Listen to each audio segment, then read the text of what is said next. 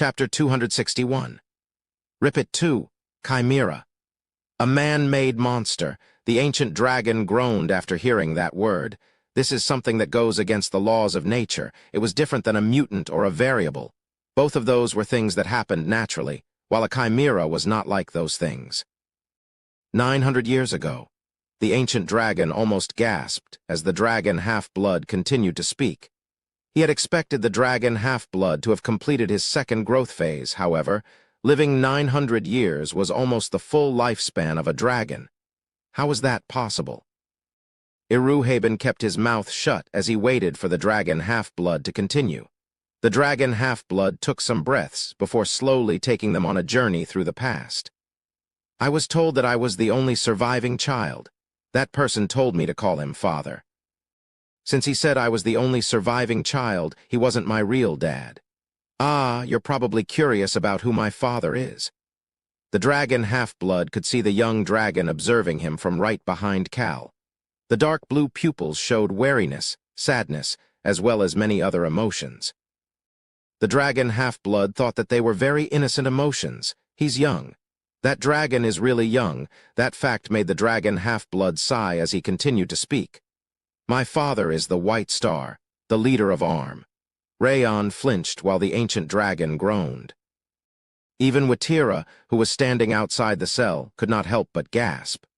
However, the dragon half-blood started to laugh again after seeing Cal's gaze. Cal seemed to be inspecting him. The still focused gaze was coldly trying to determine whether he was lying or telling the truth. Scary bastard.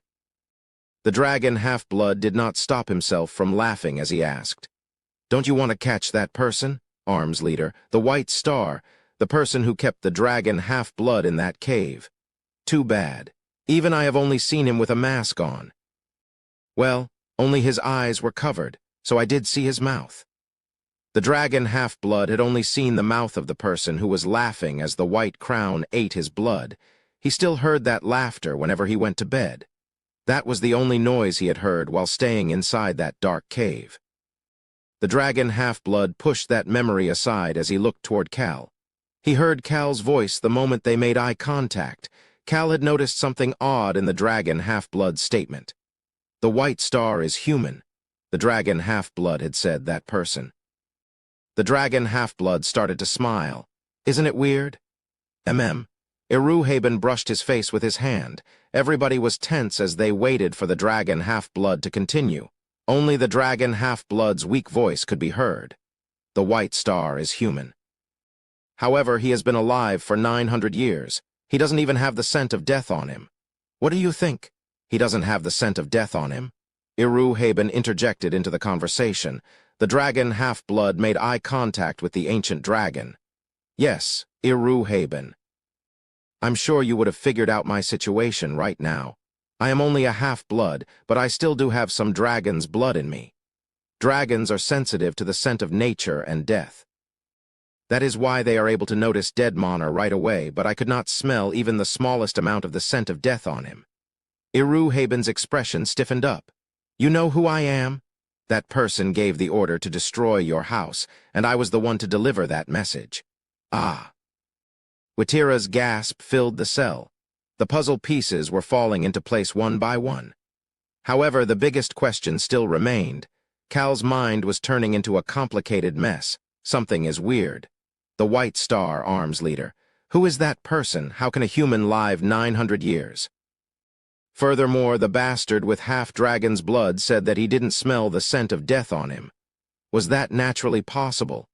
What do you think? Cal made eye contact with the dragon half-blood again. Isn't that person disgusting? Don't you want to kill him? That person. The human who told him to call him father. That's how I feel. The dragon half-blood wanted to kill that person. No, he still wants to kill that person. He would do it right now if he could. The anger and sorrow from losing his strength was visible in the dragon half-blood's pupils. My first memory is of that cave. When I opened my eyes and met that person, this is what he told me. Approximately 900 years ago, he could still feel the coldness of those cave walls. The voice that was even colder than those walls was his first memory. I placed a dragon's heart inside your body. Cal recalled what Aruhaben said as soon as he saw the dragon half-blood. He ate a dragon's heart. Did that mean that he had a dragon's heart inside of him? Cal turned toward Aruhaben, who was frowning as he could not hide the shock he was feeling. He could not get an answer from that response.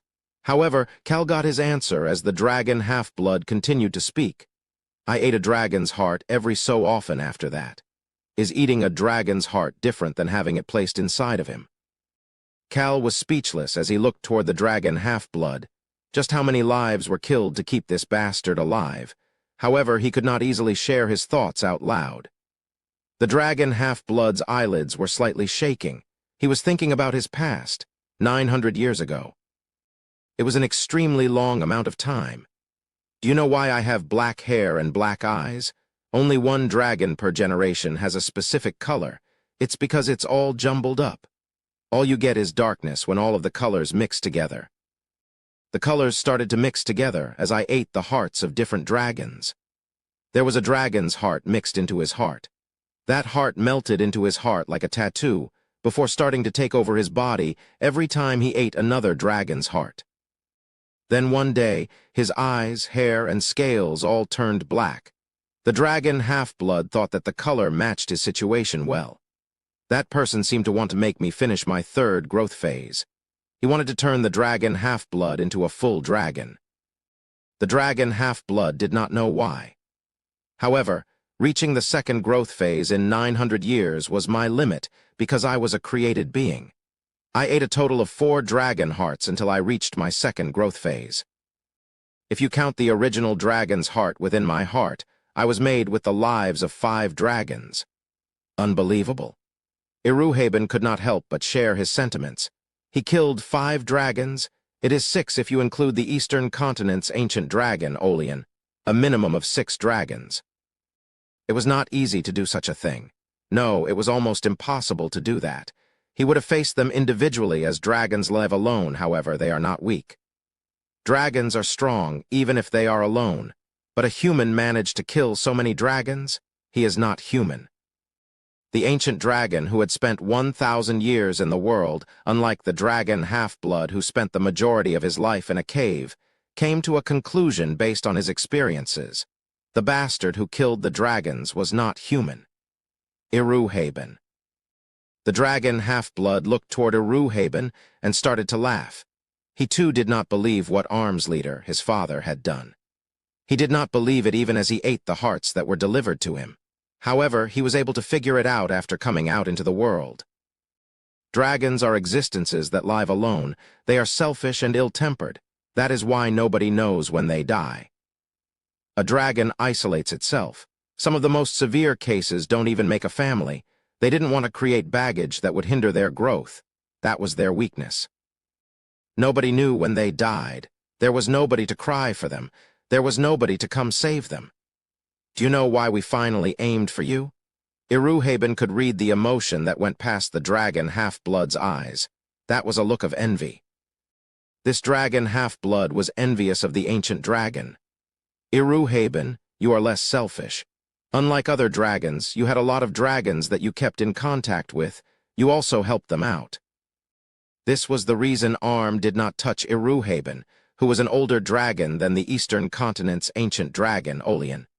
There were many life forms around him. Arm did not know why this was the case. However, Aruhaben started to frown as he realized the reason. Maybe it was because he had this, dust or powder, attribute, but he treasured those beings that were useless and weaker than him. He didn't know why he was drawn to them. He protected young dragons during their first growth phases, the world tree, the elves, and even saved some of the elves' lives. Aruhaben lived alone, but did not choose to isolate himself. That was why you ended up being the last one. The ancient dragon closed his eyes and asked, once the dragon half-blood finished speaking, "Was my heart meant to be yours as well?" The dragon half-blood shook his head at the ancient dragon's question. He looked at the young dragon who was glaring at him and Cal Henitus, who was looking at him with a stoic expression, and responded back, "No, not for me. That person just said he needed it, but I don't know what he was going to use it for." He had just given the order to invade Aruhaben's lair to someone else. The dragon half-blood took in the beautiful appearance of the ancient dragon, who had lived a similarly long amount of time. The real thing was beautiful compared to this ugly fake. Even the white gold color that he had imitated was nothing compared to the real thing. Hoo! The dragon half-blood let out a deep sigh. He had spoken too much given his body's current condition. He turned his gaze toward Cal. The young dragon was quietly looking at him.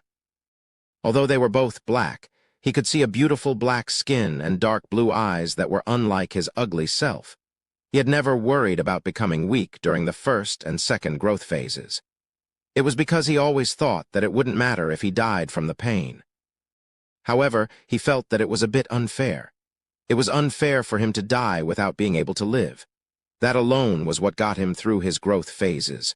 Rayon's mouth opened a bit before closing again after making eye contact with the dragon half-blood. He was a smart dragon, however. Rayon did not know how to express his current emotions. That was why he could only look back at the dragon half-blood's black eyes. Iruhaben was also looking at the dragon half-blood with a complicated expression. This was someone who had lived almost as long as he had, but had also taken the lives of 5 of his fellow dragons. Even then, he found it to be complicated. It was at that moment. "I'll come again." This calm voice filled the cell. It was Cal. He stood up from where he was crouching. Again. Cal nodded his head as if it was obvious after the dragon half-blood asked in confusion. "There's still time left for you to make your decision." Cal had given him 1 week to think things over. There were still a few days to go for that. However, the dragon half-blood could not understand Cal's thoughts, so he asked, "I was made through the lives of 5 dragons. Shouldn't you kill me right now? Aren't you angry? I am a cursed being. Am I someone who will save you?" The dragon half-blood was suddenly at a loss for words. Cal bluntly told the truth to the dragon half-blood, who seemed to have the wrong idea. "Whichever decision you make, I am the person who will kill you. Whether he dies now, or he lives in pain for 6 months before his body exploded.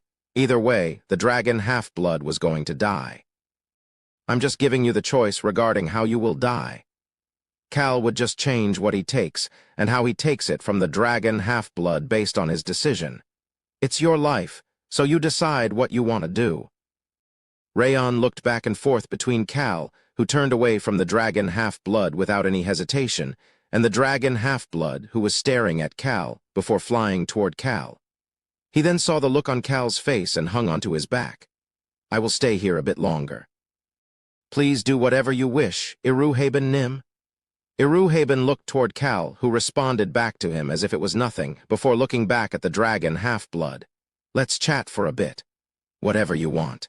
The ancient dragon and the dragon half-blood's conversation was about to start. At that moment, Cal stopped right before stepping out of the cell and asked, "Hey, what is your name?" Cal could hear the dragon half-blood respond after a moment of silence. "My father, that person, told me he would give me a name when I became a dragon." However, the dragon half-blood was someone who could not become a real dragon. Cal started to frown. Damn it, I shouldn't have asked.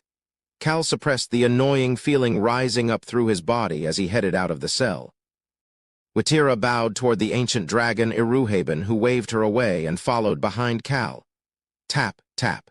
Footsteps were the only thing that could be heard in the dark cave that was pitch black other than from the light of the torch. Watira and Rayon were both quietly peeking at Cal. Cal was cursing this fantasy world in his mind. What a rotten world. Arm, the white star, goddammit, there's nothing in this, the birth of a hero world, that I like. He wanted to flip everything over, but his glass body didn't have the strength to do that. Damn it. Cal's annoyed footsteps were rough and angry. Cal continued to walk in a way that showed his emotions as he headed for the entrance. They soon arrived at the entrance of the underground cave. "Young Master Cal, shall I open it?" Watira spoke up and tried to walk in front of him. However, Cal shook his head. He pulled at the door in his way as if he was taking out all of his frustration onto it. Agu. He was then shocked. Bang, he closed the door back. Cal put his hand over his heart. Wow, damn it. Cal took a deep breath and opened the door open. "Hey, why are you like this? No, when did you get here?" He was so shocked that he almost stuttered. It could not be helped. "Cal Nim, Choi Han was standing right outside the door. Why is this punk always in front of the door? Cal was frowning after having been scared by Choi Han standing in front of the door many times already. He was about to say a few things to Choi Han before turning his head after hearing a noise. However, Watira's eyes turned odd after seeing Choi Han's gaze. Young Master Nim. Young Master Cal? Cal could see Rosalind and Locke running toward them. The killer whale Archie was shaking his head as he grumbled and walked behind them. Cal Nim. Huh.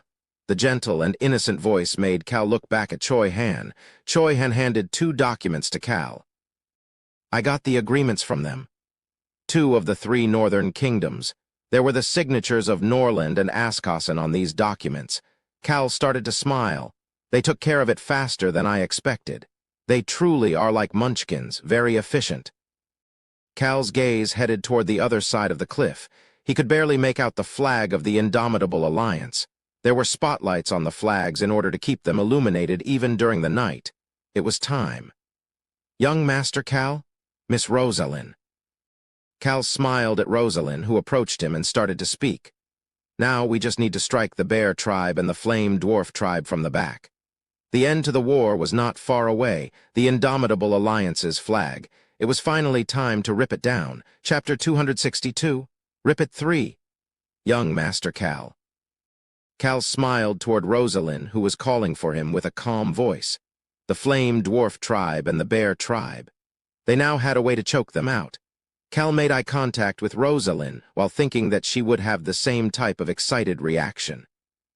That was why he was waiting for her to continue speaking. Looks like you were the one to strike people in the back. Excuse me? You hit us hard on our backs. Rosalind's calm but chilly gaze made Cal flinch as he reached his hand out to rub the top of his back. However, he could not reach his back because Rayon was currently hanging on him. The invisible Rayon's voice echoed in the area. You're right, little Rosalind. The weak humans smashed us in the back. Right, Rayon Nim? I'm very happy to see you healthy and grown, Rayon Nim. I'm happy to see all of you as well. Rosalind's expression that had turned into a gentle smile at Rayon's voice turned cold again as she looked back toward Cal. Cal slowly tried to avoid her gaze. However, doing that made him see Choi Han, who was standing there with his mouth shut, as well as the tall but feeble wolf boy Locke, who was fidgeting with a tearful expression. Tusk. Cal realized that Locke saw him in pain through the video communication device. He saw something a child shouldn't see. He looked back toward Rosalind and casually started to speak. I am okay now. Liar. Rosalind felt those words wanting to come out of her mouth, but chose to remain silent. It was what they had chosen after chatting with Ron. It was because they knew Cal and knew about the approaching future that they decided to respond with their actions rather than their words. Cal saw that they were quiet, so he quickly changed topics. Their looking like they were worried about him was embarrassing, as he didn't like how they had to worry about a full-grown adult like himself. But how were you able to take care of things so quickly?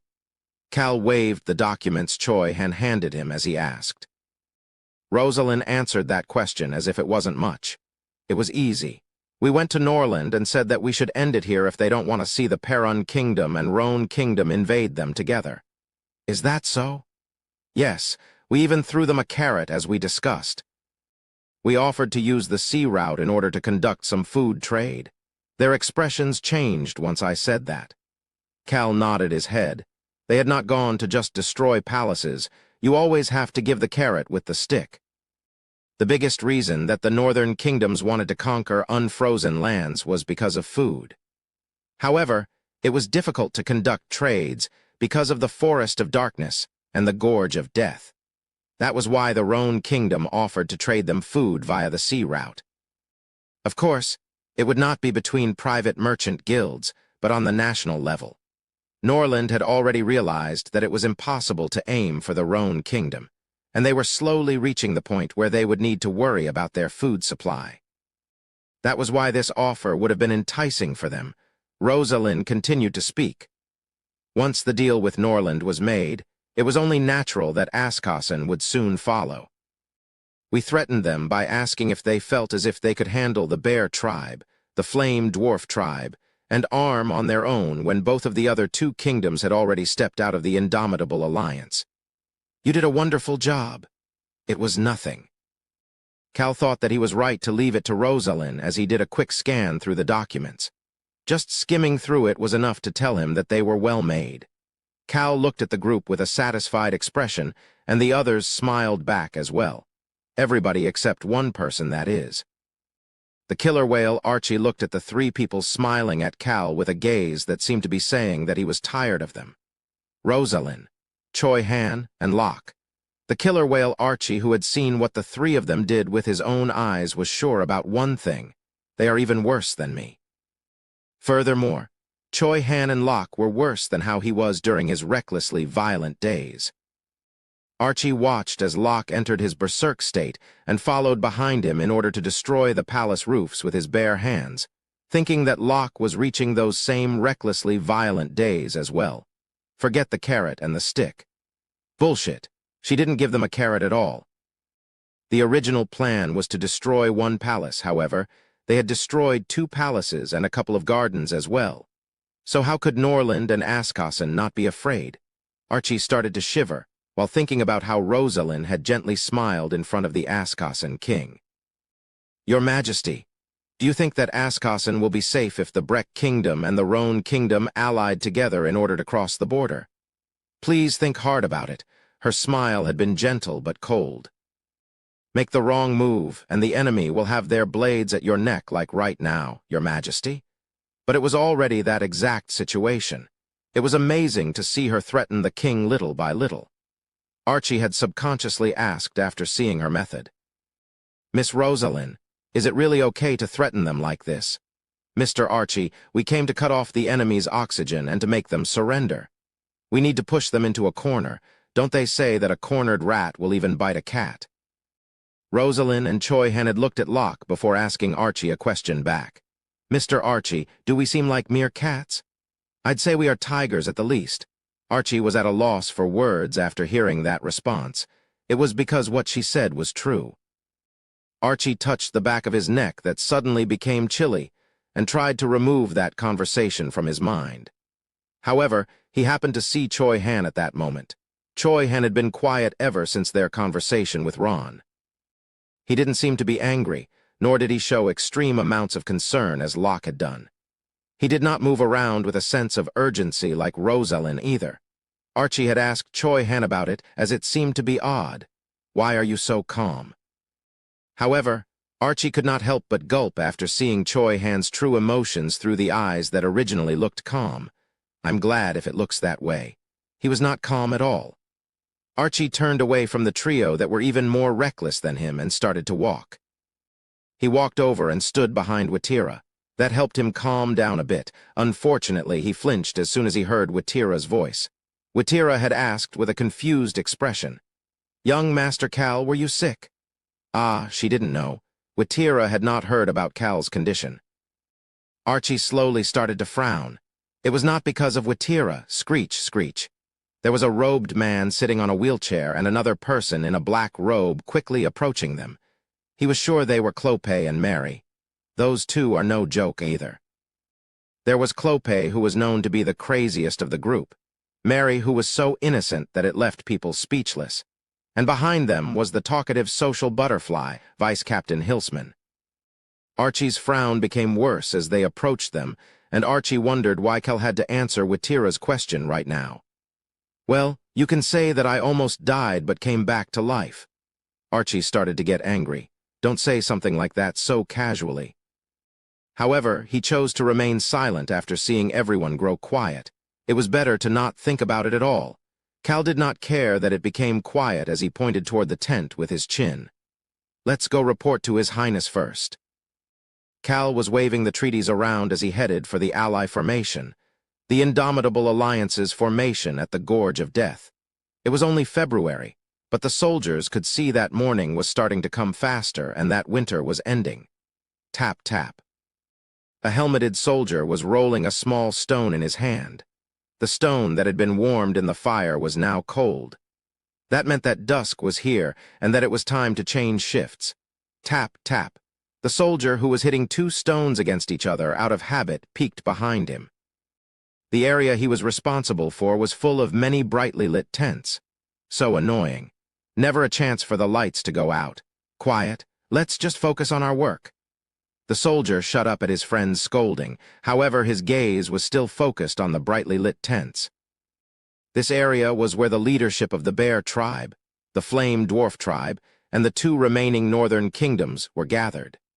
The combined strategy tent was at the center, while the respective kingdoms and tribes had their own sections around it. The light in the central tent was constantly on. The bear inside that tent started to speak. "How is the food procurement going?" The bear, who was the representative of the Bear tribe, asked the Askasan representative, who started to frown. The biggest issue for the Indomitable Alliance members stationed at the Gorge of Death was having enough food to feed the soldiers. It is not easy. About how long do you think we can last? If we gather as much as possible, we may be able to last until early March. However, we cannot let this carry on that long. The Breck Kingdom is one of the most agriculturally developed kingdoms on the continent. The Askasan representative had a terrible expression on his face. However, the bear started to smile. Early March. They still had plenty of time to resist. Of course, he did not plan on prolonging this war either. March will be the limit for Askasan. The bear, who seemed to be planning to aim for the Askasan kingdom, if the Breck Kingdom was too difficult, looked at the table with a satisfied expression, before continuing to speak. "How are the preparations going on your end for the Flame Dwarf tribe?" "It is going well." The bear's expression did not seem good after hearing the Flame Dwarf's response. It was because the Flame Dwarves seemed to have lost energy. The ones who had been the most motivated had lost all motivation after one defeat. This is why dwarves are useless. They were useless other than their talents for building stuff. However, it was not that the Flame Dwarves were not low on motivation. The dragon half-blood fell to the ground. That image had been on his mind for the last few days. He could not help but think of the humans who brought down that fearful dragon half-blood. According to the laws of nature, humans were ranked lower than dragons. However, they had seen those humans break those laws of nature and defeat the dragon half-blood. I have a bad feeling about this. The chief of the Flame Dwarf tribe could see the bear's gaze. However, he was ignoring it, as he was still trying to figure out why he had such an ominous feeling. The bear administrator did not know about this, and just thought that the Flame Dwarf tribe chief who was avoiding his gaze was useless, and shook his head. "I'm just glad that the Lion tribe isn't here." The Lion tribe did not take part in this final battle. The bear found this to be helpful, as it was easier for them to take control of the others. "Perun Kingdom, you goddamn bastards." The bear mumbled and cursed the Perun Kingdom as he turned toward the Norland representative. The Norland representative could not hide his anger and headache from the Perun Kingdom's betrayal. The bear gently started to speak to him. "As I mentioned earlier, those Perun bastards are terrible, but this is for the better." It really was better. "I do not know why the Perun Kingdom chose to betray us, but the Perun Kingdom is isolated as long as the Indomitable Alliance remains together. We can take the Perun Kingdom's land after we take down the Breck Kingdom." "You are right. I agree with you, but I can't help but be angry with them." "I understand. I completely understand." The bear smiled as if he was trying to console the Norland representative. However, his inner thoughts were different. It is better this way, much better. The original central figure of the Indomitable Alliance was the Perun Kingdom, and specifically, the guardian knight Clope Seca. Arm and the bears were slowly moving the balance of power in their favor. However, the image of that original central figure had strongly remained in the hearts of the soldiers. That was why the bears had cheered when the guardian knight had disappeared. It made the scales tip completely toward Arm and the bears. Furthermore, now the entire Perun Kingdom had betrayed them. It was a satisfying situation. Why, we can eat up Askasan and Norland later while they are fighting against the Perun Kingdom. It was beneficial for the bears to have the 3 northern kingdoms weaken each other. They just had to boss these unmotivated flame dwarves around, while taking over the pretty useful lands that belonged to the Askasan Kingdom and the Norland Kingdom. I just need to confirm whether the dragon half-blood is truly dead. The command they had received from Arm had the dragon half-blood situation as the top priority. That was the reason for it. We need to accurately verify the enemy's formation. The bear continued to speak to the Askasan and Norland representatives who were looking at him.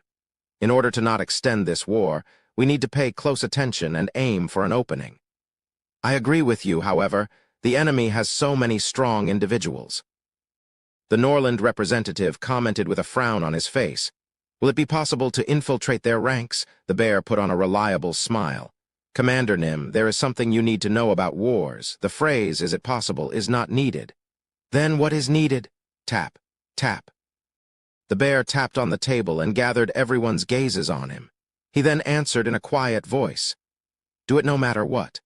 Whether it was possible or not was something not needed in war, if they made up the mind to infiltrate the enemy formation. We must make it happen regardless of how we get it done. That is what determines victory or defeat in war. The Breck Kingdom and the Roan Kingdom's side did not care about their means and methods during the last battle. Their preparations had been more thorough by drawing the Perun Kingdom to their side. However, the bear believed that it was now the indomitable alliance's turn to not care about the means and methods. He believed this was especially the case for Norland and Askasan. They had nowhere to turn back to. They weren't in a situation to ask about means and methods. The bear looked toward the Askasan and Norland representatives as he continued to speak. It is about who cares less about the means and methods. It was at that moment. Boom, boom, something was happening in the distance. They could hear an odd noise. It was the sound of drums. At that moment, the bear could see the grim expression on the face of the Norland representative. You are right. The victor will be determined by who cares less about the means and methods of accomplishing things. Boom, boom, the sound of the drum started to get louder. However, the Norland representative was not finished speaking. He stood up from his seat and calmly continued to speak. However, there is something that I fear more than anything else. The bear stood up as well and waited for him to finish speaking. A victor who has nothing to show for it. I'm afraid of becoming someone like that. The bear chuckled. He shook his head.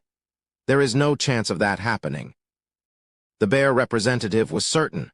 Regardless of what happened, the bears would gain some territory. There was no chance of the bears achieving an empty victory. He didn't care about what happened to the other two kingdoms. It was at that moment. Plop, the tent entrance flap was opened.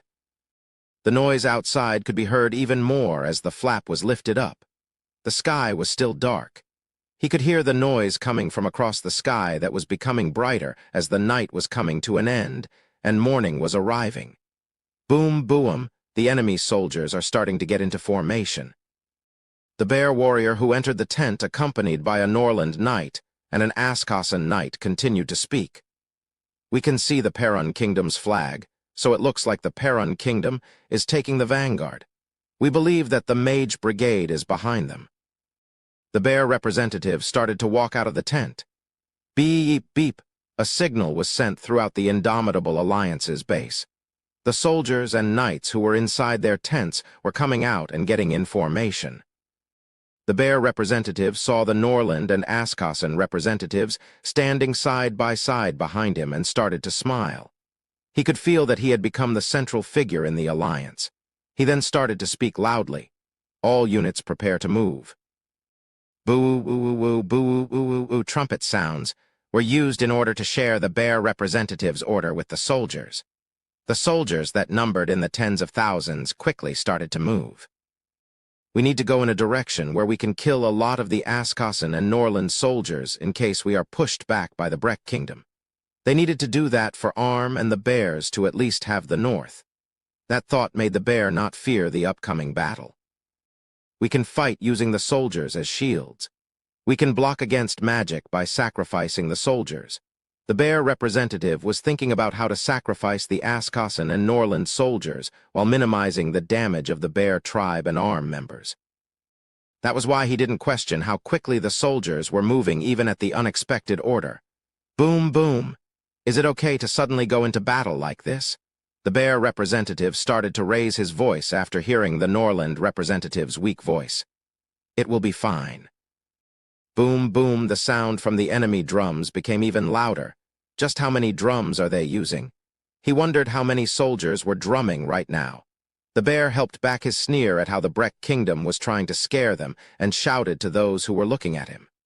"We are strong. We also have the numerical advantage. This is a fight for the foot soldiers now." Now that there was a bridge to cross through the Gorge of Death, it would now mainly be a land battle. He emphasized that as he hoped to sacrifice as many of the Askasen and Norland soldiers as possible. A win-win situation for us whether the Indomitable Alliance wins or loses. The bear imagined this wonderful future as he transformed into his berserk state. Boom! His enlarged foot stomped on the ground. He then started to shout. "We will win against the enemy and get our revenge against those traitors." Boom, boom, the drums continued to beat.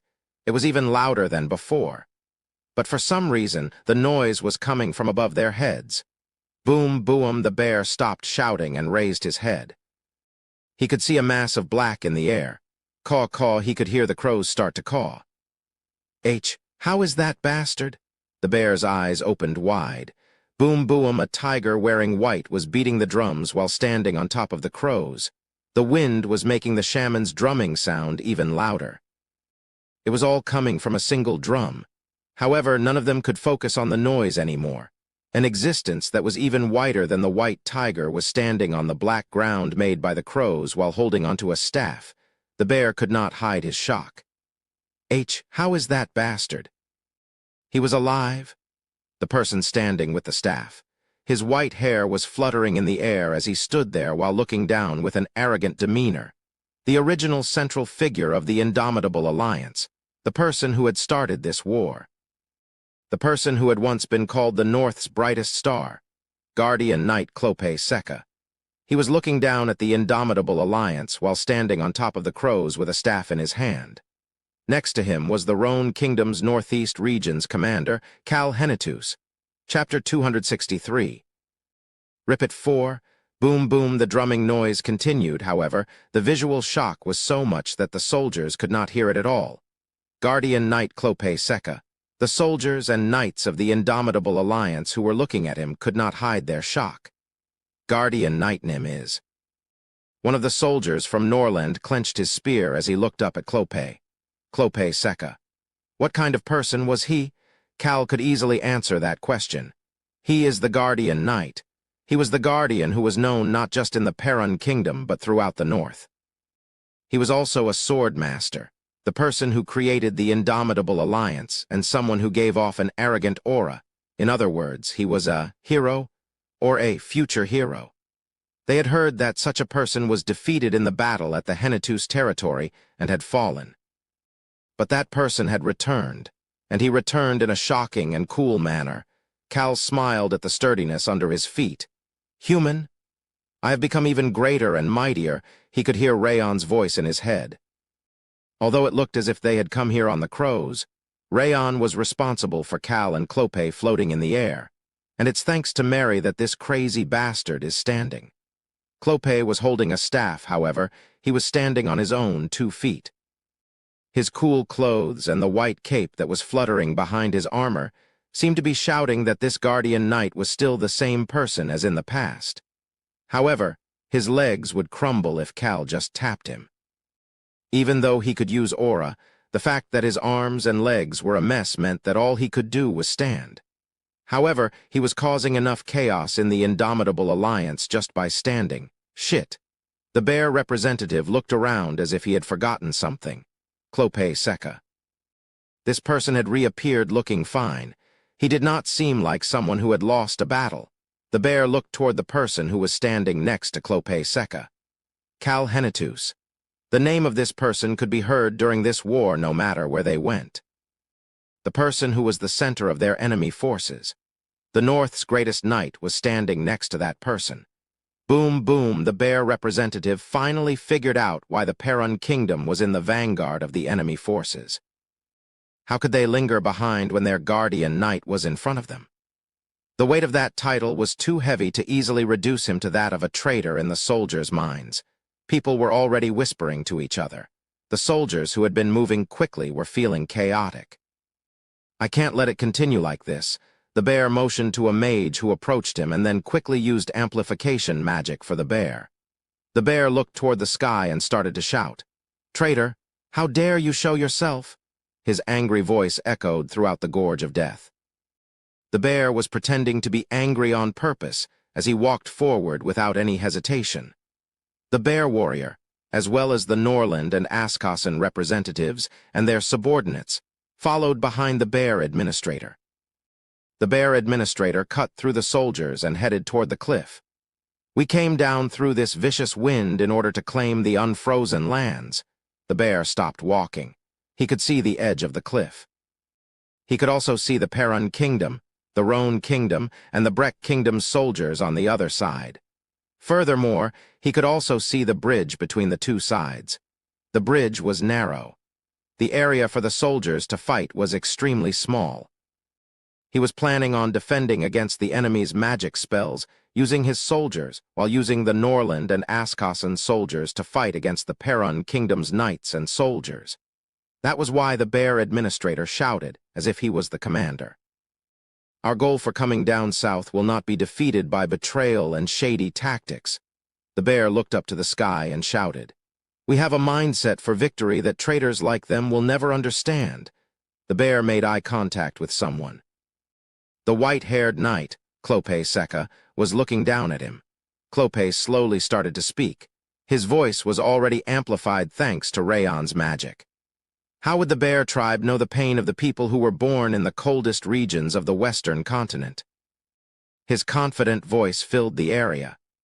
The freezing cold was the norm, and we always had to do our best to farm in these desolate lands.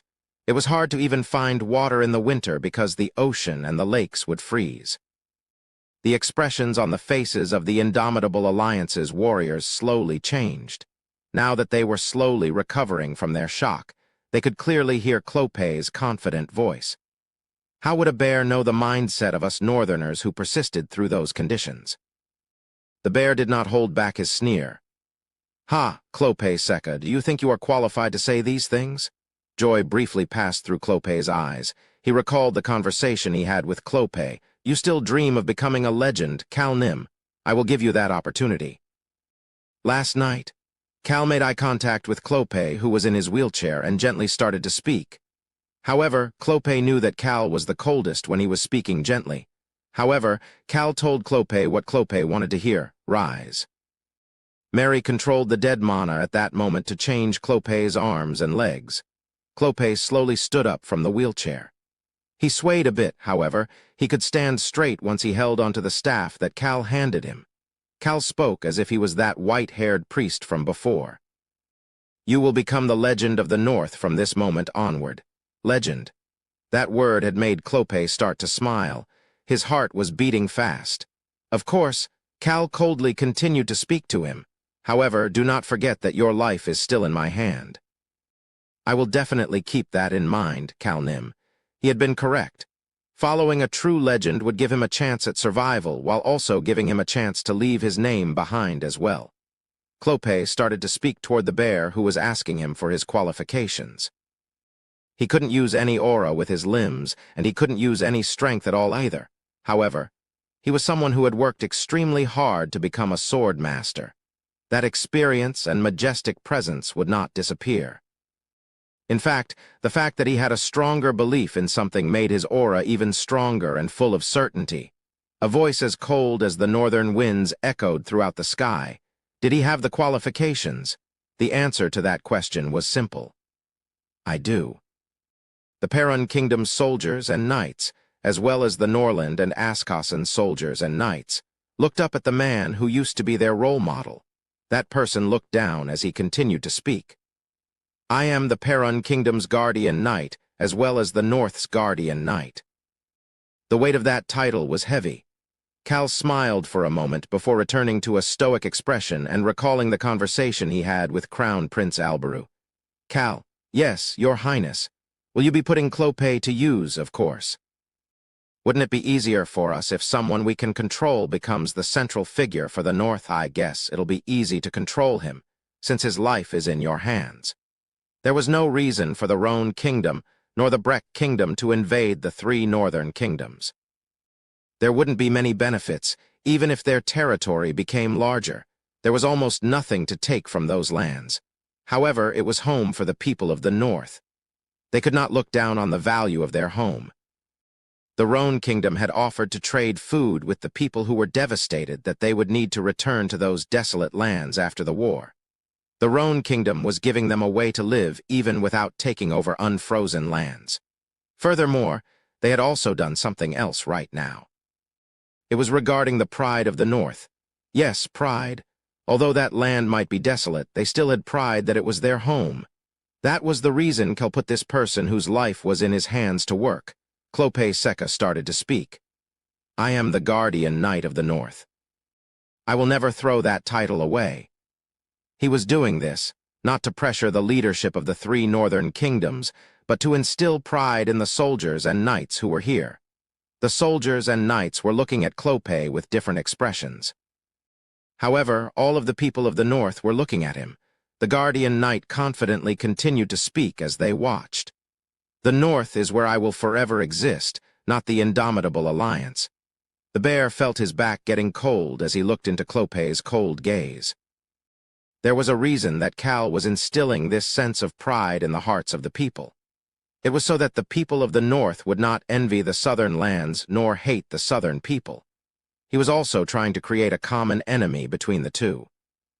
The guardian knight named this new common enemy the Bear Tribe, the Flame Dwarf Tribe, and Arm.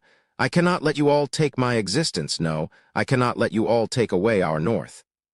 The soldiers' and knights' expressions changed. The bear started to frown. Although it was a chaotic situation, he could feel that things were starting to change for the worse. Clope was about to say the last things he needed to say. That is the reason I returned.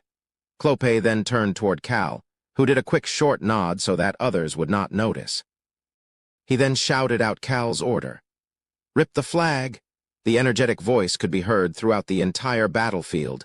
Boom, boom, the sound of the drum started up again as well. The bear had an ominous feeling. Clope's absurd speech, the changed atmosphere, and even the sudden order as well as the drums. He could not figure out what was going on. Rip it! Is that another signal to attack? He remembered how the enemy had attacked last time. Is it another magic attack? The spells that Commander Rosalind had cast were amazing. Or is it the whales, maybe the tigers? The enemy had too many strong individuals. The bear representative made up his mind right away. The bears will be in the rear. He turned toward the Askasen and Norland representatives in order to give them an order. The enemy seems to be starting their attack, so let's prepare as well. We just need to hit them with overwhelming numbers.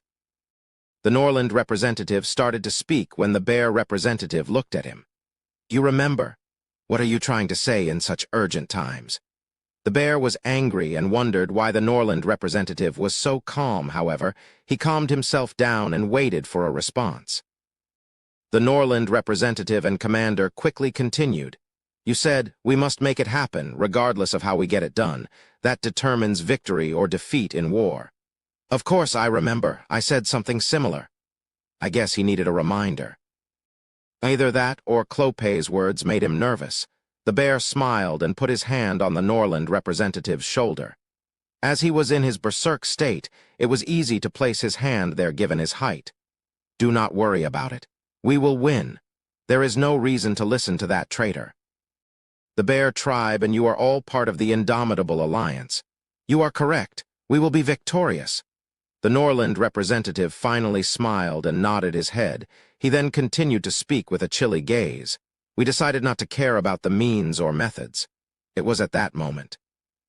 Clang the bear flinched at the sound of a sword and immediately moved the hand that was on the Norland representative's shoulder. Bang! A loud noise occurred as the sword and fist clashed. It was the Askasen commander's sword. The sword broke after striking against the bear's fist. The bear heard the Norland representative's voice at that moment. Rip the flag? What? He then heard the Askasan representative's voice as well. "Rip the flag! Re-ip, re-ip, re-ip." The bear raised his head. There were flags being ripped. The flags of the Indomitable Alliance that were located between groups of knights and soldiers were being ripped. The ones to rip these flags were none other than the Norland and Askasan soldiers. "Raise the flag." This voice came from the ground and not the sky. Rosalind was the one to start the chant, however. Many other people shouting to raise the flag soon appeared. Finally, the bear saw the flags rising up in front of him. The Perun Kingdom, the Norland Kingdom, and the Askasan Kingdom. The Breck Kingdom as well. All four kingdoms' flags were being raised to the sky. What the two northern kingdoms that had ripped down the Alliance flag raised their respective kingdom flags. The bear's eyes started to fill with anger. We decided not to care about the means or methods. He finally understood what the Norland commander meant. The bear tribe was not part of his we. The bear representative remembered what the Norland representative had said. A victor who has nothing to show for it. I'm afraid of becoming someone like that. He finally understood the meaning behind that as well. The two kingdoms changed sides so that they would not end up empty victors. They chose to stick with the true victors so that they could gain even the smallest of benefits. The bear tribe was betrayed. The bear tribe and arm were betrayed before they had a chance to do it themselves. You! The angry berserk bear's body started to shake. The bear representative subconsciously raised his fist. He needed to let out this anger somehow. His body was about to move. However, at that moment, clang, he heard the sound of a sword being drawn. At the same time, the soldiers who had been guarding the central tents appeared. So annoying. Never a chance for the lights to go out. Quiet. Let's just focus on our work. These two soldiers had been chatting as they waited for morning to arrive. One of the soldiers removed his helmet while the other removed the cloth covering his head. What the? The bear's angry fist instantly lost all strength. Clang! The tip of a sword stopped right in front of his neck. At the same time, a fist stopped right before it hit his back. The bear representative could hear the voice of the individual whose fist was right at his back. It was so easy to infiltrate into your base. The killer whale Archie was smiling as he made that comment. The soldier who removed the cloth covering his head was none other than Choi Han, whose sword was still pointed at the bear's neck. It will be difficult for you to escape this time. The bear representative and a mid-level administrator. He had escaped Choi Han in the air last time. However, there was nowhere to run now, in front of him, behind him, and above him. All directions were blocked. It was the moment the bear started to frown. Cal started to speak. Capture the enemies. The bear closed his eyes. The tens of thousands of soldiers who had been their allies not too long ago were aiming for the bear tribe and the flame dwarf tribe. The bear opened his eyes again and looked up at the sky. The red-haired man was leisurely laughing, a person who does not care about the means or methods.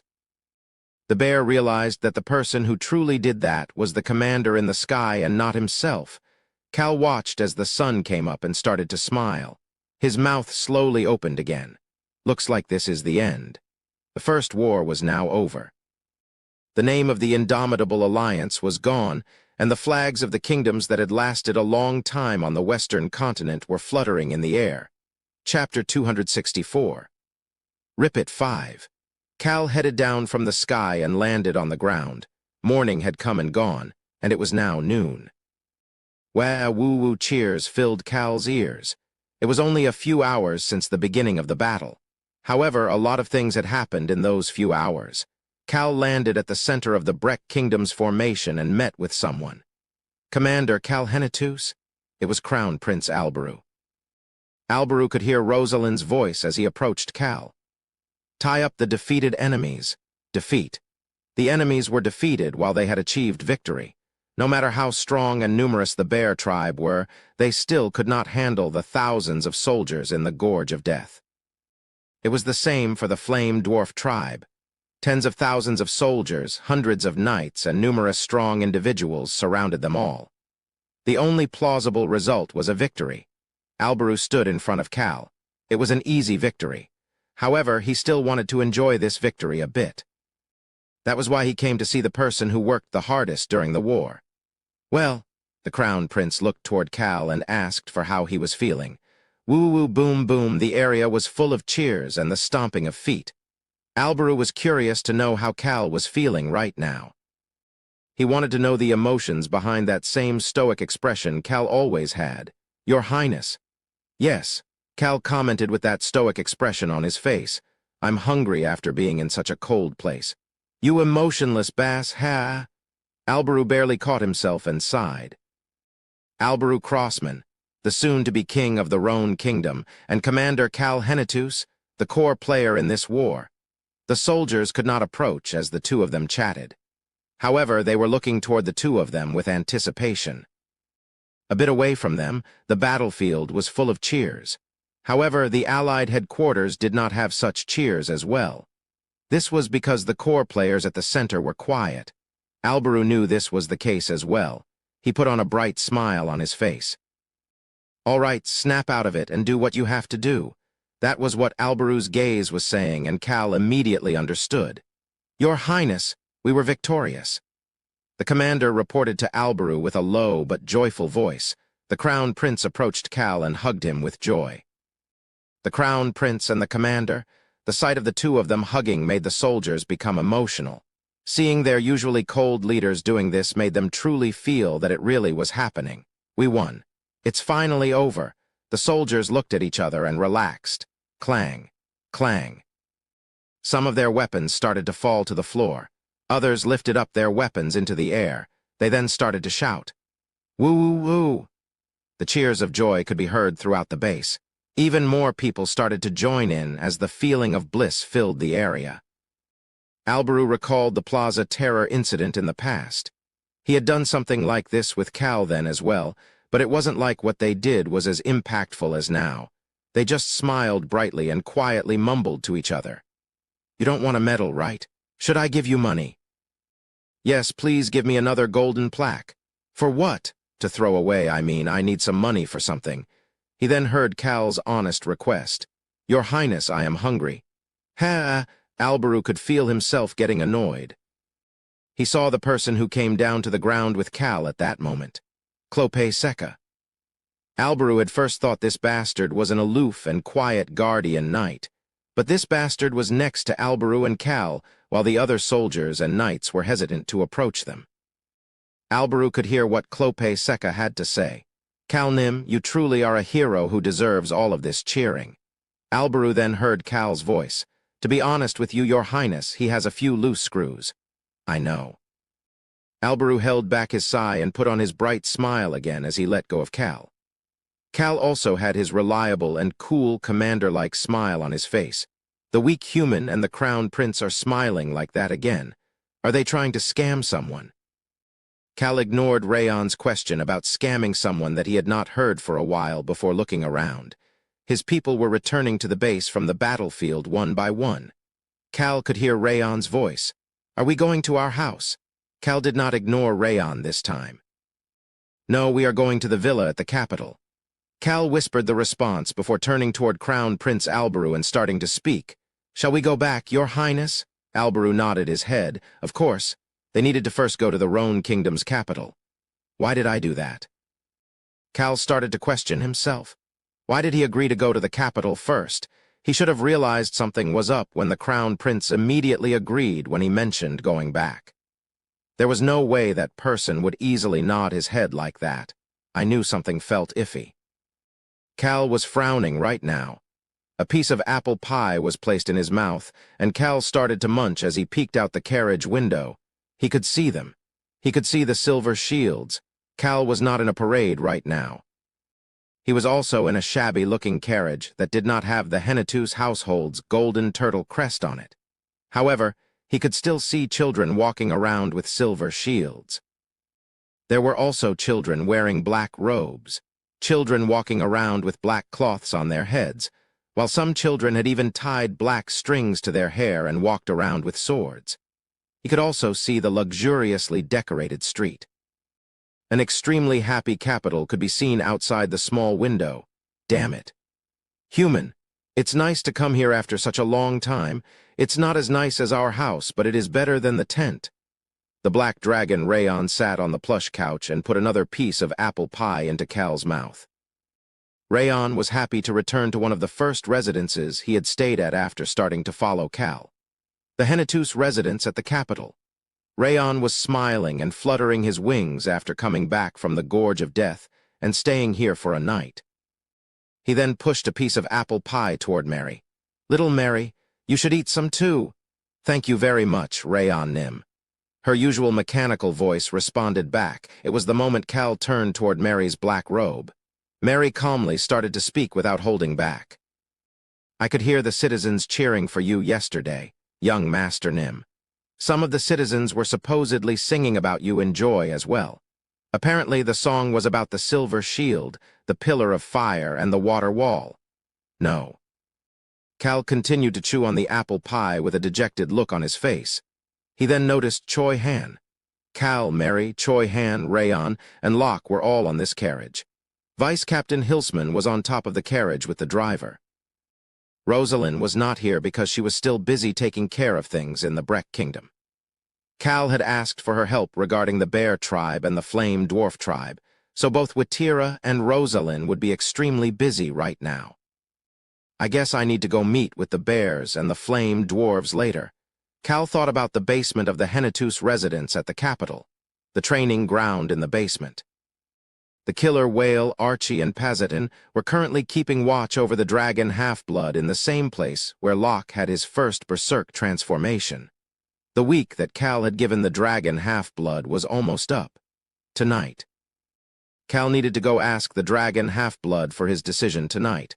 All sorts of complicated issues started to fill his mind. That was why Cal bluntly asked a question after blankly staring at Choi Han for a while. "Are you going to a war somewhere again?" "Me." Cal nodded toward Choi Han, who had a pure smile on his face. "Yes, you. Why are you still clenching onto your scabbard?" "I think it is because I am shaking while thinking about going to the palace." "Really?" Cal found Choi Han's current state to be odd, but was about to just let it go. Rayon shouted out at that moment, "Human, Choi Han is currently getting stronger." "Right here." "Yes." "Inside the carriage." "Yes." "While eating apple pie." "Yes, you don't need to know about it." "What the hell?" Cal looked at Rayon with a confused expression, but Rayon closed his mouth and avoided his gaze. That was why he turned back to Choi Han, who calmly answered back, "I'm just trying to do my part in order to pay for my meals." "You're already doing plenty." Cal found it to be odd, but decided to let it go since Choi Han wasn't raising his blade against him. Cal started to frown as he looked back outside the window while Choi Han watched Cal. He recalled the conversation he had with Ron. It was while Cal was in pain, no, when Cal was about to die. Ron had said something to Choi Han as that conversation was ending. "Both you and I have experienced it once. That is why we cannot let it happen again. This is our last house. You know that, right?" Of course he did. Choi Han knew it too well. Ron had his experience of having to leave the eastern continent, while Choi Han had the incident at Harris Village. Both of them wanted to call the Hennetus household their last house. However, Choi Han had not experienced it just once. He had lost his home once when he was transported to this world alone, while Harris Village had been the second home that he had lost. This was the third. It really had to be the last house. Choi Han was fully aware of his current limits and incomplete darkness. His black aura still could not be filled with complete darkness. Both Rayon and Cal told him it was okay not to be complete, however, Choi Han had to prepare for the future. He was caressing his sword while training right now. No, he was currently thinking, how can I make this darkness complete?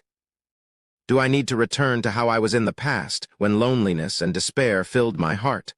All sorts of thoughts were clashing in Choi Han's head right now. He knew that there was just one more wall in his way. He just needed something to support him past the wall. That was all that he needed. However, there was something he was worried about. He needed a stepping stone if he could not support himself over the wall. He needed someone to step over. However, Choi Han did not want to do that. He wanted to climb over the wall with his own 2 feet, just as both Rayon and Locke had done. "Ah, Choi Han." "Yes, Calnim." Don't destroy a palace like last time. Cal felt iffy while watching Choi Hen, who smiled innocently instead of responding before looking out the carriage window and fixing his sleeves. The carriage was passing through the main gate of the Roan Palace. The news about the end of the war had been spread little by word of mouth. The official proclamation for it was supposed to happen today. Crown Prince Alberu went up the steps to the platform one by one. He was currently at the central palace. That was the first visible palace when you walked through the main gate to the Roan Palace. He was heading to the highest spot on that central palace. He stood on the terrace for a moment before heading up to the even higher platform. Neither the king nor anyone else from the royal family was there except Alberu. That was how they had discussed it. Alberu could see the citizens gathered in a faraway plaza outside the gate the moment he stepped onto the platform. They were all waiting for Alberu. A mage activated the video communication device in front of Alberu as soon as he stood at the center of the platform. Wuwung, the video communication device, lit up as it activated. Alberu turned around during the slight moment that he had. He then motioned to someone who was inside the terrace. However, the person who was at the receiving end of that motioning shook his head in shock. It was Cal. His now quite long hair shook as Cal shook his head with a disgusted expression. Alberu chuckled at Cal's response. Does he think the citizens won't know about his achievements if he does that?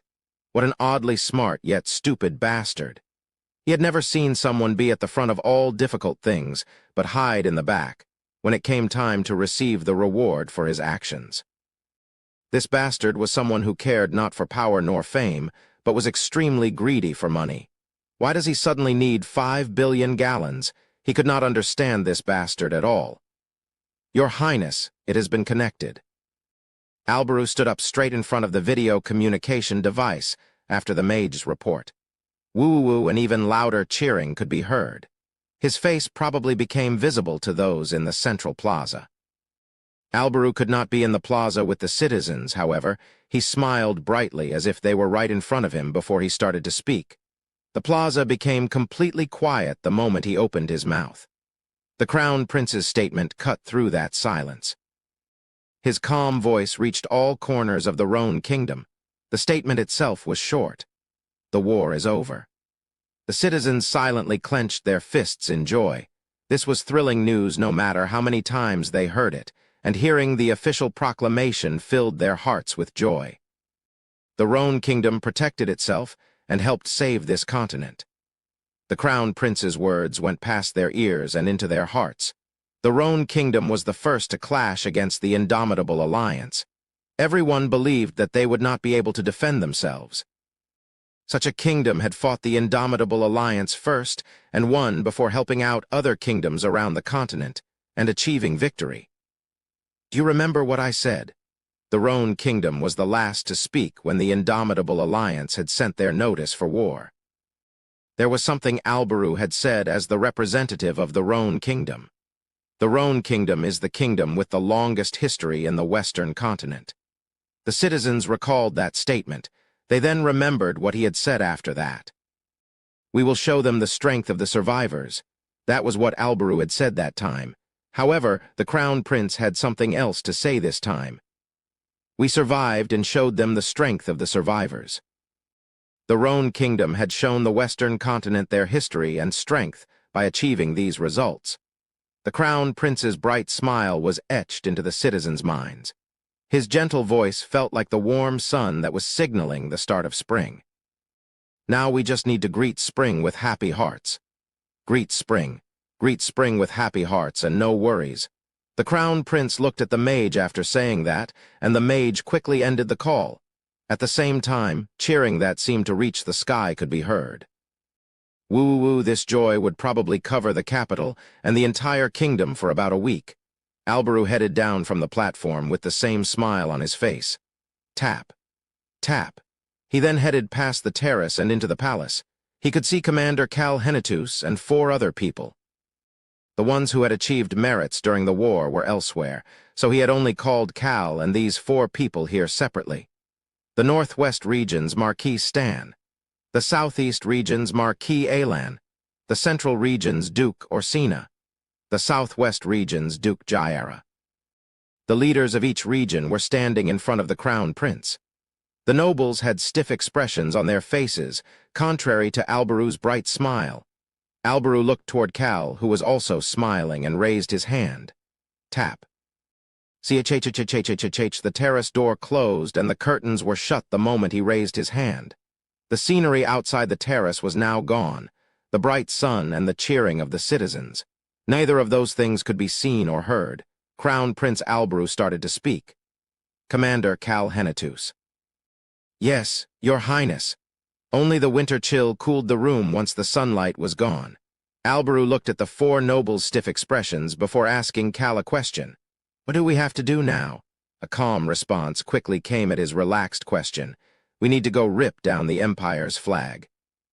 Crown Prince Alberu could see Cal's appearance.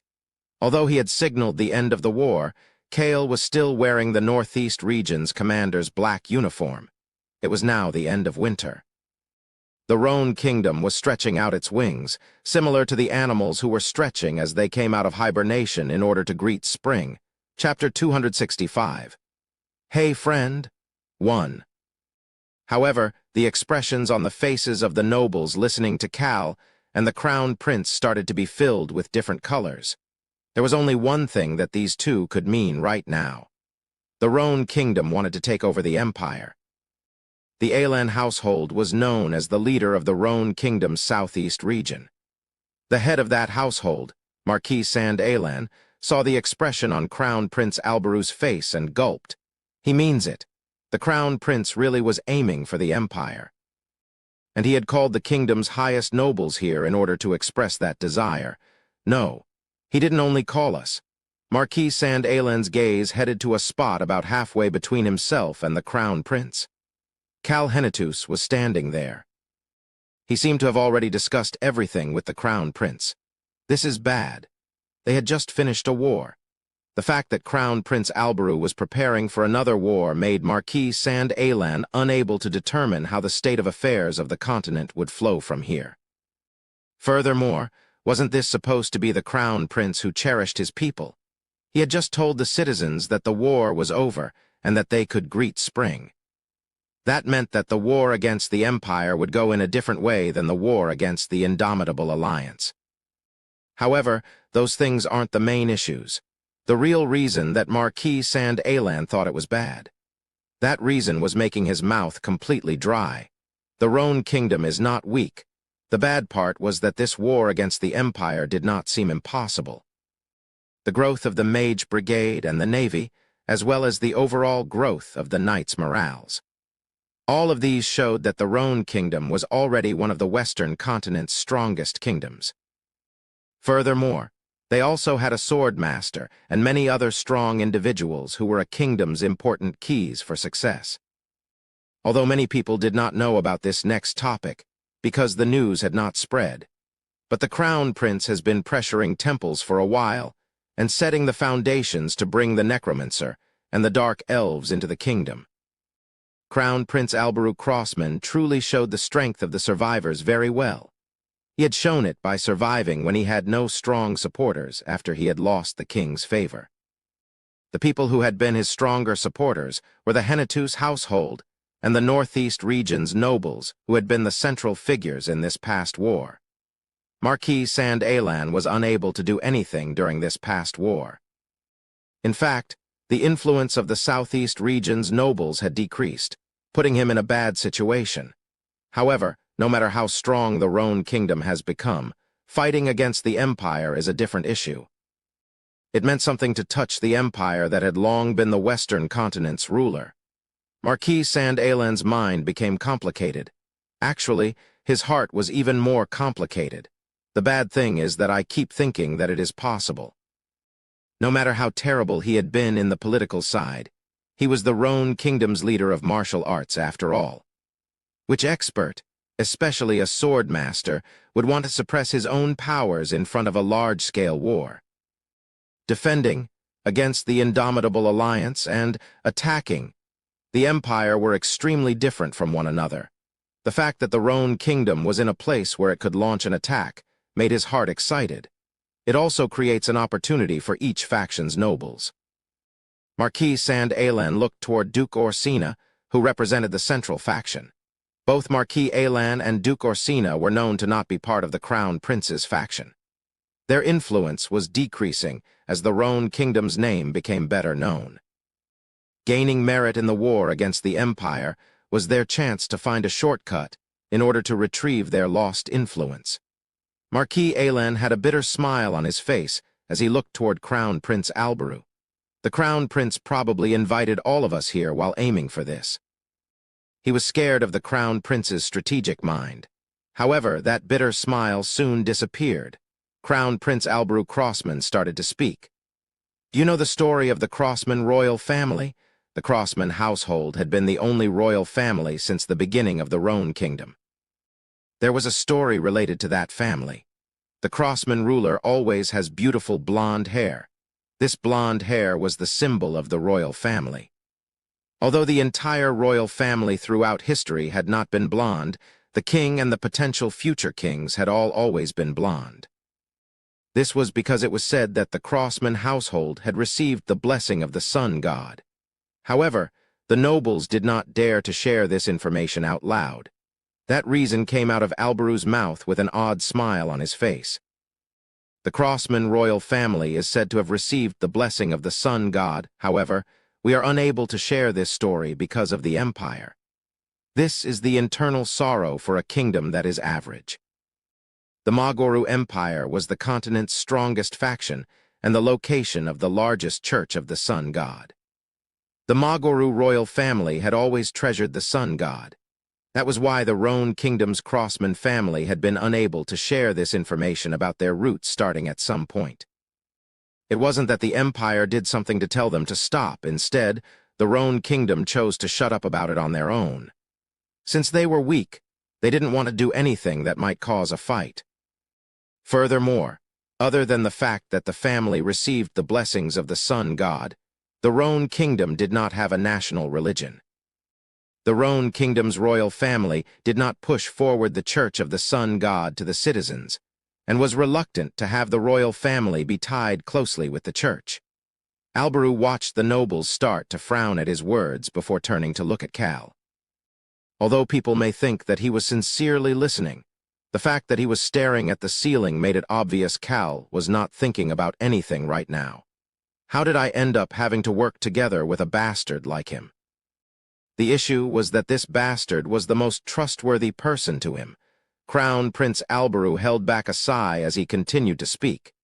His Majesty was originally planning on handing over the crown after this war. What is he talking about? Cal, who had been barely listening, turned toward Alberu. Why was this crown prince saying something so important as if he was Ron talking about a kid from next door walking by the house? Cal frowned and observed Alberu, who had announced this bomb of an announcement. However, he was not as shocked as the other nobles. That is big news? I see. I didn't know something like that had happened. Duke Orsina, the leader of the central faction, showed his shock before quickly calming himself and responding back. However, he could not help but gasp after hearing what Alberu had to say next. Alberu continued to speak to the shocked nobles. But I declined it. He declined the crown. That act made it clear who held the power in the Rhone Kingdom right now. Marquis Saint-Alan finally managed to open his mouth to ask a question. Your Highness, I know that I should not question your decisions, but may I ask your reason for doing that? Crown Prince Alberu quietly observed Marquis Saint-Alan, who had asked the question. Beautiful blonde hair and blue eyes. The Crown Prince completely looked the part of a Crossman heir. He smiled at Marquis Alan, who did not avoid his gaze and turned around. He then walked toward the terrace. The closed curtains were opened again. At the same time, the bright light of the sun entered the room. Crown Prince Alberu put his back toward the sun as he started to speak. I will become the Rhone Kingdom's ruler when it is at its highest point. The Rhone Kingdom that Alberu was thinking about was when it would have fully opened up its wings once again. That was the moment Alberu Crossman would become the Rhone Kingdom's new king. I wish to be the brightest person in a larger Rhone Kingdom. The reason he pushed back the coronation. He desired to become the king of the Rhone kingdom once it had eaten up some of the empire's territory. This desire was thoroughly delivered to the four noble leaders. They could see the brightly smiling Alberu Crossman. His face was covered with shadows because the sun was to his back, however. His gaze and smile were clearer than ever before. Alberu's calm voice echoed in the chilly room. "Will you all take me there?" Silence filled the area. Alberu's voice continued through that silence as if it was a fog. "Of course, I do not wish to shed our citizens' blood in order to get there." Wow. Cal was amazed internally. He was pressuring the nobles thoroughly. This really was the person who managed to handle Choi Han in the novel. He was someone who cared about the Rhone Kingdom's citizens and cared about the greater good. However, he was also someone who did not hide his greed. These are his instincts. These are his instincts as a king. If Rosalind was someone who threw away her royal position and chose a different path without any hesitation, because of her greed. Alberu Crossman was someone who hid the fact that he was a quarter dark elf, and persisted even when he had no support in order to reach the position of a king for a stronger Rhone kingdom. It might be possible that the Choi Han Inn, the birth of a hero, chose to help Alberu out not just because of his glib tongue, but because of his appearance as a true ruler. I bet that Alberu Crossman definitely becomes one of the main heroes after Volume 5. The Alberu that Cal read about up to Volume 5 only had the role of giving tasks to Choi Han and nothing else. However, if new strong individuals or heroes other than Choi Han, Locke and Rosalind appeared starting from Volume 6, then Cal was certain that one of them would have been Alberu Crossman. Alberu Crossman is not the type to lose to Imperial Prince Adin. That was why Cal could not help but support this crown prince who was greedy, but still put the needs of the citizens first. However, although Cal smiled and quickly hid it, the other nobles were feeling a sense of chilliness that they could not even feel the warmth of the sun. Marquis Sand Alan had his eyes closed. All sorts of thoughts were going through his mind. However, he soon opened his eyes again. He had made up his mind in less than 5 seconds. Let's do it. It was time to put everything on the line. However, there was someone who had made up their mind faster than any of them. One person's voice responded to Alberu's request. "Your Highness." Cal Henatus. He was the first one to respond to Alberu's request. Cal slightly bowed and continued to speak. "Your Highness, you will start the new story about the Rhone Kingdom and the Crossman royal family." Funny bastard. Alberu held back his laughter. The Crossman royal family had always had blonde kings.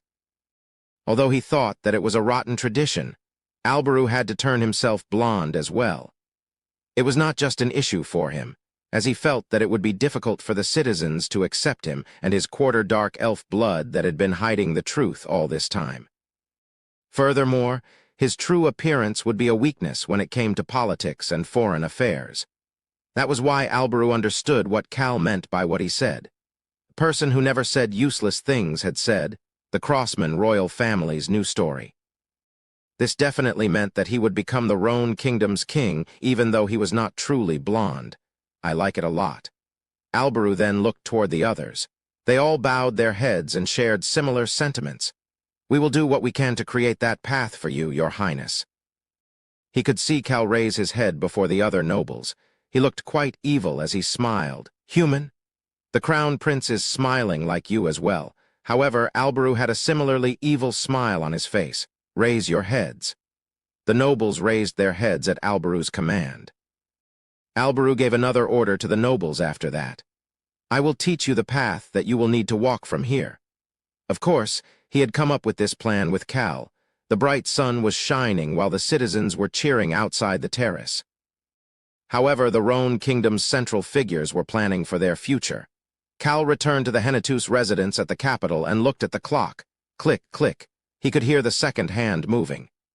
"Human, they will be here soon," he heard Rayon's comment. Cal turned his head. At a bright light caught Cal's attention. The empty room next to Cal's bedroom. The magic circle in that room was shining brightly. Once that light disappeared. Nice house. Cal could see the ancient dragon Iruhaben looking around the room. He could also see 3 people wearing white priest robes with no crests. Iruhaben had returned to the Super Rock Villa in order to bring these 3 people over. They were naturally the 3 that Cal had been waiting for. The crazy priestess Cage, the half-saint Jack, and the blood-crazed sword master and fake holy maiden Hannah, they had come to see Cal for the first time in a while. Long time no see. The god of death seems to be doing a good job. Hey. Young Master Nim, I have heard a lot about your great deeds. Crazy priestess Cage took out wine glasses with shields etched on them while Hannah casually greeted Cal and touched her scabbard. St. Jack was smiling with an even holier face than usual. Cal put on a smile that was as gentle as possible as he said something to these 3 that had each greeted him in their own ways. We need to go evangelize. Silence filled the room after hearing Cal's words. Cal continued to smile as he asked crazy priestess Cage, who was staring at him, a question. Miss Cage, did I seem holy? Cage responded back with an odd expression on her face. Young Master Nim, you look evil. The crazy priestess Cage did not know how to lie. Cal's expression quickly became blank in surprise. Chapter 266. Hey, friend. 2. Agreed. The sword master Hannah stoically agreed with Cage. Cal's blank expression stiffened up as St. Jack approached him with an odd expression on his face. Jack approached him and quietly started to speak. Although that smile just now was different than usual, I know that your heart is a just heart that is focused on doing good things, young Master Nim. I heard about everything you did until now, young Master Nim. You saved a lot of people in the Roan Kingdom and other kingdoms too, right? I thought that was very like you, young Master Nim. However, there was sadness in Jack's eyes. I am just worried that it was hard on you to have to hurt your enemies. Of course, I have experienced things now too, so I know that we need to become vicious in order to protect ourselves and our people. Jack's innocent face had become a bit more mature. Young Master Nim, you're okay, right? Cal could see Cage, who let out a big sigh and shook her head, and Hannah, who was looking at her older brother with concern. He turned his gaze back to Jack and answered his question. I am okay. His calm response made Jack hold back his emotions and nod his head. I understand your wish, young Master Nim. What is my wish? Cal wanted to ask that question but did not question it. It was because he heard the ancient dragon Iruhaben sigh. Human, that saint really is a good person. He is good all the way down to his heart. He truly deserves to be a saint.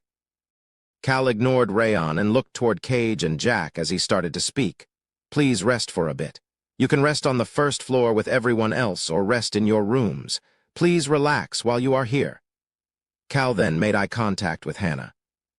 She still did not wear a robe and let her scars show, allowing Cal to see that her gaze that was even more vicious than before. As for you, follow me. Cal headed to the basement with the 2 dragons and Hannah. Hannah asked as she followed behind Cal, Where are we going? To a prison that may end up being an execution ground. Execution ground. That word made Hannah start to smile wickedly. It was because she was curious as to why Cal was taking her to this location. Cal stopped outside the basement training ground and started to speak. I may save one of Arm's core red stars today. I may also take him around with me for the next 6 months. The word, Arm, made the smile disappear from Hannah's face. She had been saying all this time that she would be the one to kill the members of Arm, and that she had been training while thinking about that moment. Cal continued to speak to her. You hate Arm and want to kill them, however. You will need to deal with one for a few months. That was what Cal was worried about. He was concerned that this blood-crazed sword master might get angry and chop the Arm member's head off. She was someone who could easily do that. Cal Hennatus. He could hear Hannah's voice. Cal slowly turned his head to look at her. Hannah looked at Cal and honestly answered back. I am not a shameless person. He had allowed her to stay at the Super Rock Villa and prevented the whales from killing her. Just as Hannah wanted to get revenge on Arm, she was fully aware of everything she had done. She started to smile again. You don't need to tell me these things. The reason that Cal had called her over separately to tell her this in advance might be his way of caring for her. Hannah was not too familiar with this word, care. However, she took her hand off of her scabbard. I will not do anything if you try to save him. Cal thought that she might have misunderstood something. Should I have said that he will end up blowing up in 6 months? Cal felt oddly iffy, but decided to just let it go. There was a reason he was keeping the dragon half-blood alive. Cal had asked Aruhaben to go to the Super Rock Villa and get the Sun God twins and Cage while everybody else went to the capital. He had asked for something as Aruhaben prepared to head to the Super Rock Villa. Aruhaben Nim, could you make it? It's not an issue if you get me the ingredients. But why? I need it for something. Cal recalled that conversation as he opened the door to the training ground. Screech, the heavy door slowly opened. Ah, you're here, young Master Nim. Hello. The two whales who noticed them coming into the training ground greeted them. Pazetin's greeting was respectful while Archie's was half-assed. However, the two of them quietly headed out of the training ground as Cal motioned for them to leave. Swordmaster Hannah looked at the center of the training ground and let out a groan. She recalled when she had been poisoned by dead mana in the past. She could see something that was neither human nor monster, and that looked even more disgusting than she had looked at the center of the training ground. She started to frown. It was not because he looked disgusting or ugly.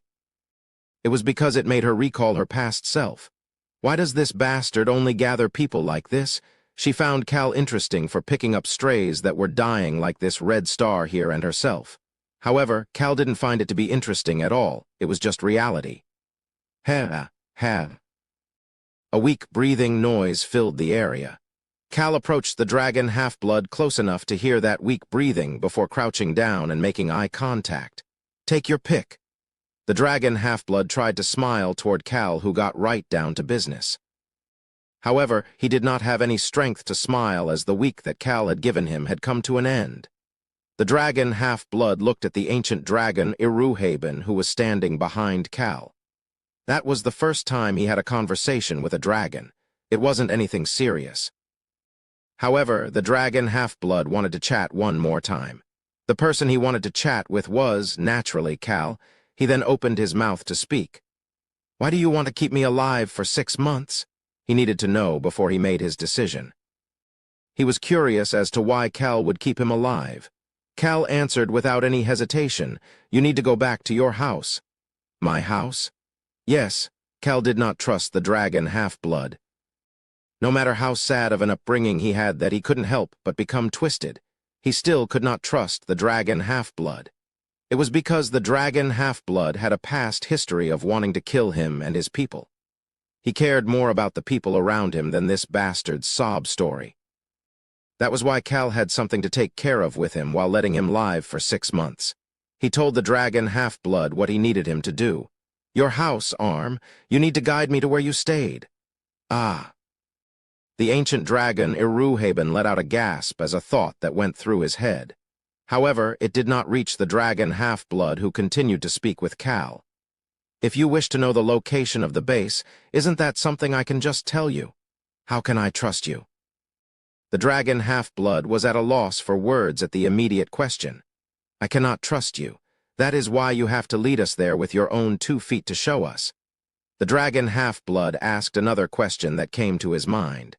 What do you plan to do once you find out the location of Arm? None of your business. Cal was smiling oddly as he sternly answered. Aruhaben became certain after seeing that expression. He's planning on blowing up Arm's headquarters. Cal had asked the ancient dragon a few days ago if it was possible to make a large quantity of dragon's rage. The ancient dragon had originally thought that Cal was planning on using it against the Empire and the alchemist's bell tower. This punk is moving while thinking about taking down Arm after dealing with the Empire. As Aruhaben realized, Cal was planning to work very hard for a short period of time before welcoming his late 20s with a peaceful and relaxed life. That mindset was so strong that it could overcome most natural disasters as well. The dragon half-blood who faced Cal's sturdy gaze closed his mouth and observed Cal. He had heard that Cal was 20 years old. However, Cal's gaze was sturdier than his 900-years-old self. That gaze was telling him something. It was telling him to decide. The dragon half-blood's mouth slowly opened. His lips were shaking. It was the first time in his life that he had the chance to decide something about his own life. 6 months later, at that time, He heard that his body would explode. That was when he wanted it. That is when I want to die. It was the moment he gave the answer. Gasp. The dragon half-blood took a deep breath. His limbs started to shake. His body suddenly stiffened up to the point that he could not speak. His gaze headed in a direction. He was not the only one. The ancient dragon and Hannah both had their eyes opened wide as they looked at someone. Cal seemed different than usual. He looked classless as he crouched on the floor, however. An unbelievable pressure was flowing out of him. Sword Master Hannah looked down at her hand. Her fingers were slightly shaking. A pressure that was strong enough to affect a sword master like herself was coming out of Cal. She felt as if she was a puny human standing in front of a natural disaster. She felt small while looking at Cal's back. Iruhaben felt the black dragon Rayon's paw on his back as he took a breath and commented, "This is when our weak human seems to be a bit strong." Hannah, who was standing next to them, started to frown. "A bit. This is just a bit. But today, he seems quite strong compared to normal." Quite strong wasn't even enough to describe it. Hannah clenched and unclenched her fists repeatedly. She thought that others might not notice her shaking fists if she did that. However, the ancient dragon, who was not affected by the pressure, turned away from the proud-looking Rayon and looked at Cal. It is almost at the level of a dragon fear. This pressure was similar to an adult dragon's dragon fear. No, it is equivalent. Dragon fear was a strong pressure of a higher-class being that came out when an adult dragon wanted to let its presence be shown. Dragon fear. However, this was not dragon fear. This is that feeling. It was the power of the dragon slayer that the ancient dragon had felt from Cal. Dragon slayers gave off a pressure that would not be destroyed by dragon fear. This was the first time Iruhaben saw Cal using this power. Furthermore, he could see Cal using another power as well. The human, who was giving off an aura that was at the level of the world's greatest race, dragons, took a white crown out of his pocket. Anybody could see that this crown fit him quite well right now. Anybody who saw him right now would have no issues calling him king. The white crown started to shine on top of Cal's hand. Iruhaben said a different name for the dragon catcher at that moment. The Treacher. This name for dragon catchers was something only someone like the eldest dragons on either continent would know about. Humans with a body that can grow by eating dragons. Those humans went against the laws of nature.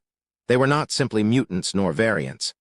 The Dragon Slayer household picked one head per generation.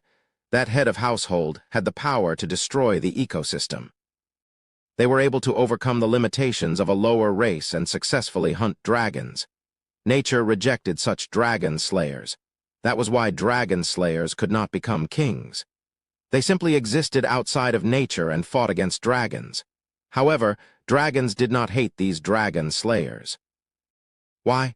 Although nature rejected them for being treacherous, dragons thought that nobody could exist without having a natural enemy. A dragon's only opponent and natural enemy. Although they loathed dragon slayers, they could not completely hate this only opponent of theirs. A race without a natural enemy would become complacent. Iruhaben looked toward Cal with an amused expression. He had heard about the fake dragon slayer, Siram. Thanks to that, he learned that the true dragon slayer power was divided up into different parts of the world, and that the dragon slayer household had disappeared. And now, those scattered powers were slowly gathering into one person. But surprisingly, that person was someone who saved dragons. Forget hunting. It was someone who could not watch anybody die. A new dragon catcher, no, a new treacher might appear. A new era was slowly approaching. The ancient dragon felt old as he watched the lights of a new era slowly starting to brighten. The ancient powers that were not well known in the world were being activated by Cal as the two dragons watched on. Although they had an enemy called Arm and the continent was in a state of chaos, the ancient dragon could see the light beyond all of that. The ancient dragon looked toward Cal, who was at the center of that light. He then started to frown. Ugh. He could hear the sword master Hannah groan as she turned her head. The ancient dragon slowly approached Cal. He could then see that, contrary to the aura he was giving off, Cal was frowning. Ha, damn it. He could see the fatigue on Cal's face. Slurp, slurp. Ah, ugh. One was the sound of the white crown's jewel slurping up the dragon half-blood's blood, while the other was the dragon half-blood's painful scream. Slurp, slurp.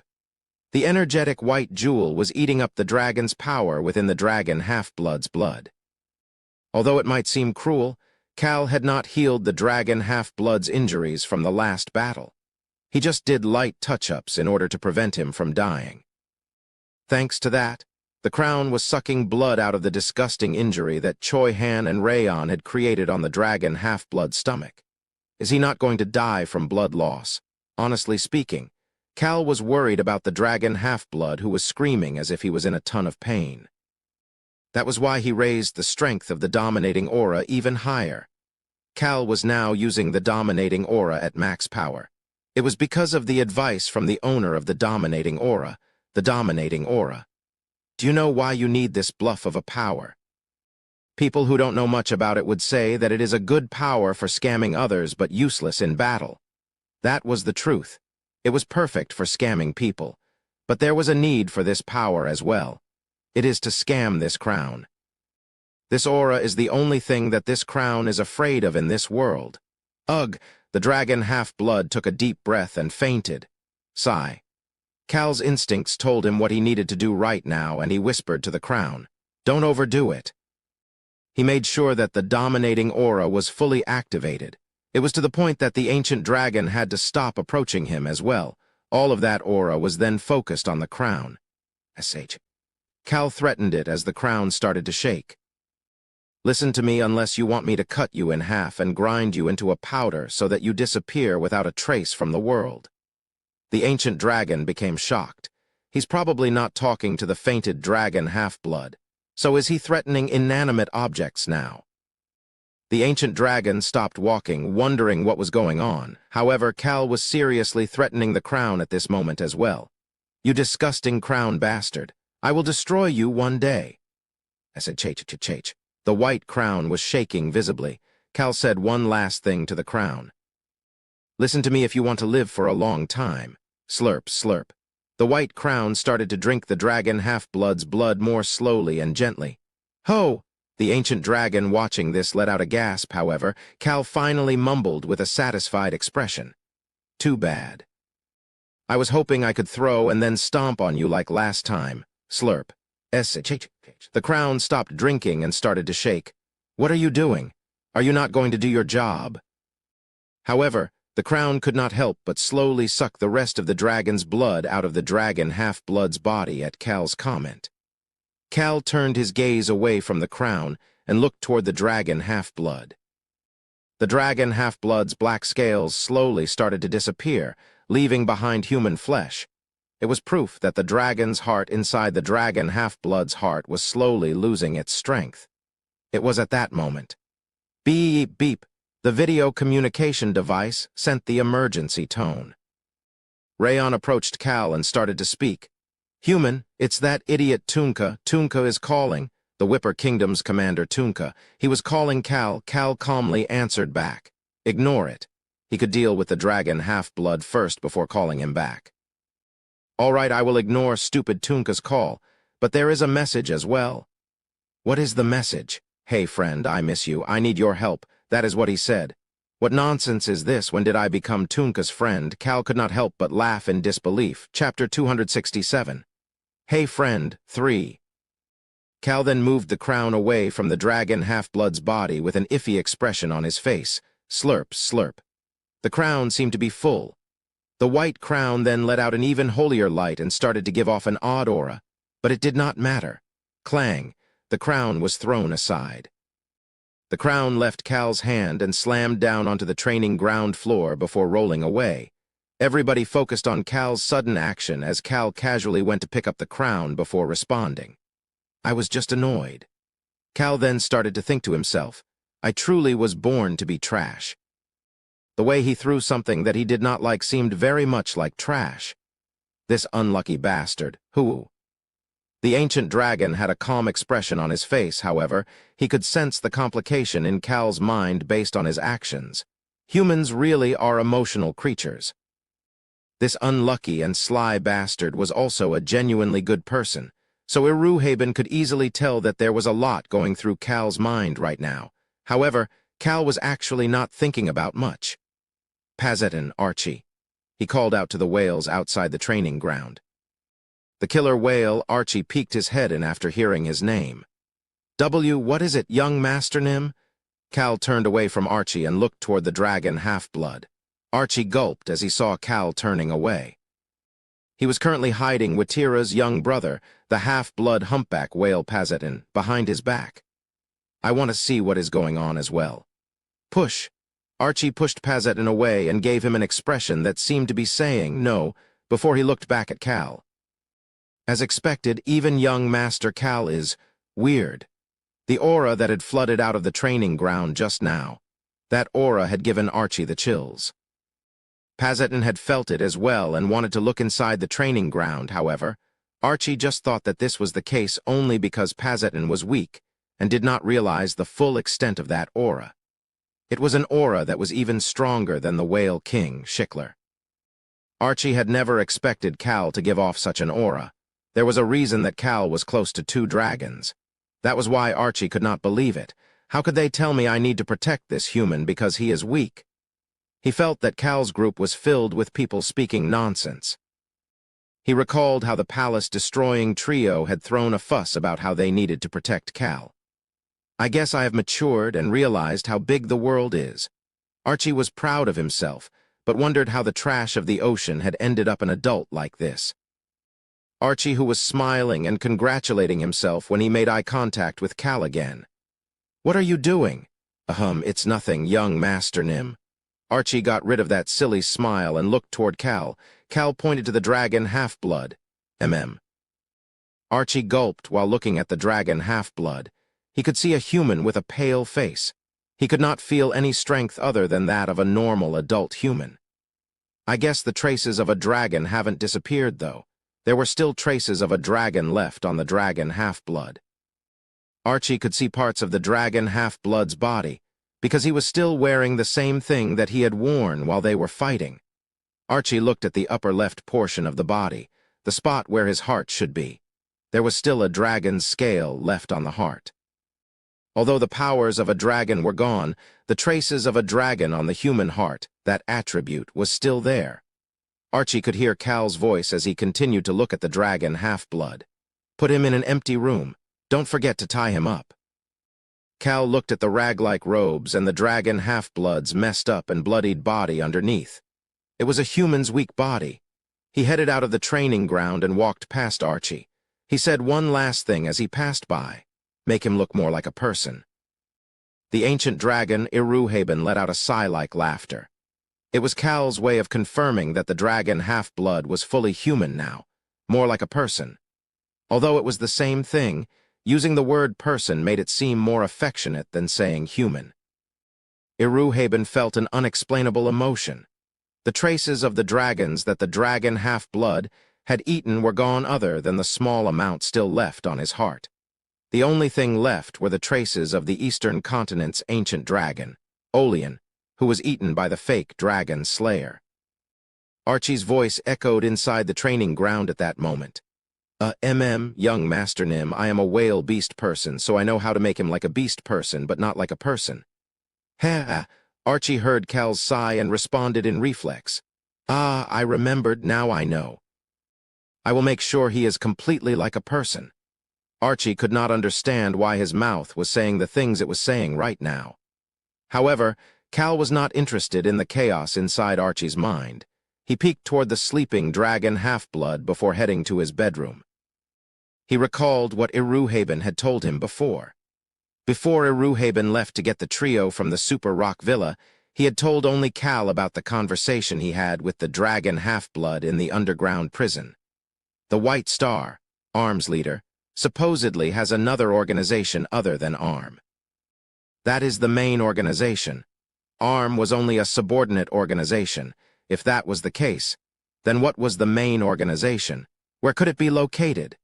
Cal's expression turned cold as he walked to his bedroom. An aura of coldness surrounded him. He looked the same as he had looked every time he planned things out as Kim Rock-Soo. There are too many reasons to flip the empire over. He thought about the information he had received from Aruhaben. That organization supposedly uses alchemy. If he had Arm in the eastern continent, he had alchemy in the western continent. Cal could feel the white stars greed to lay the routes down in both continents in order to gobble them both up at once. The alchemist's Bell Tower's Tower Master is the final red star. Although he had met the Vice Tower Master before, he had never met the Tower Master. He also had no information about that person: appearance, personality, age. There was nothing known about that person. And Cal's expression quickly turned stoic. The white star's hair color is supposedly the same as yours. It was not bright red like Rosalind's sun-like hair, but a bloody red color like Cal's sunset-like hair. Cal stopped walking and looked out the window in the hallway. He could see his hair that had grown a bit past his shoulders now. That was good information to have.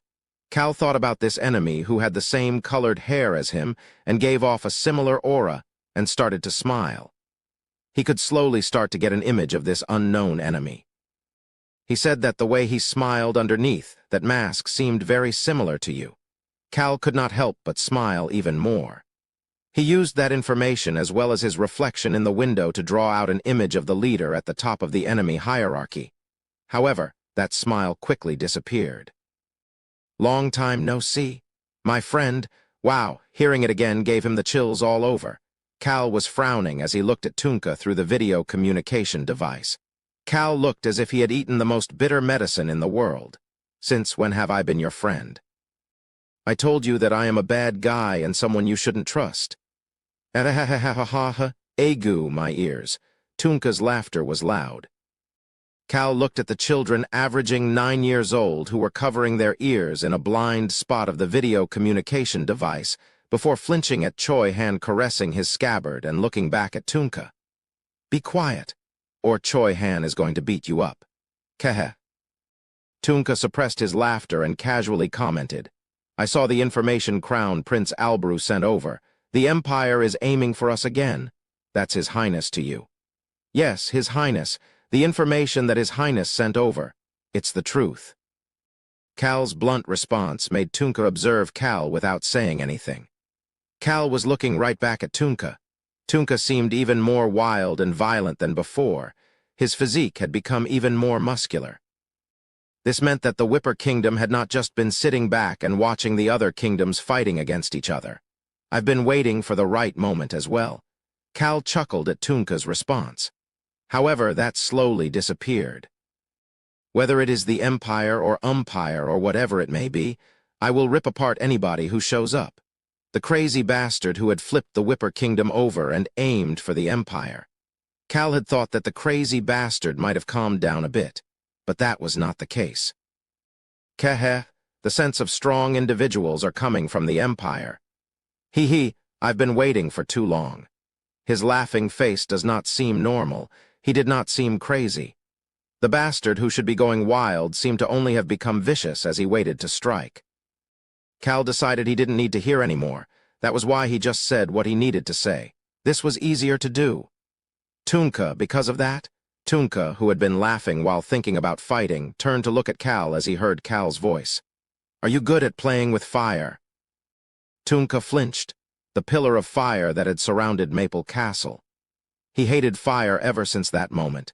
Playing with fire? Yes, Cal meant playing with fire.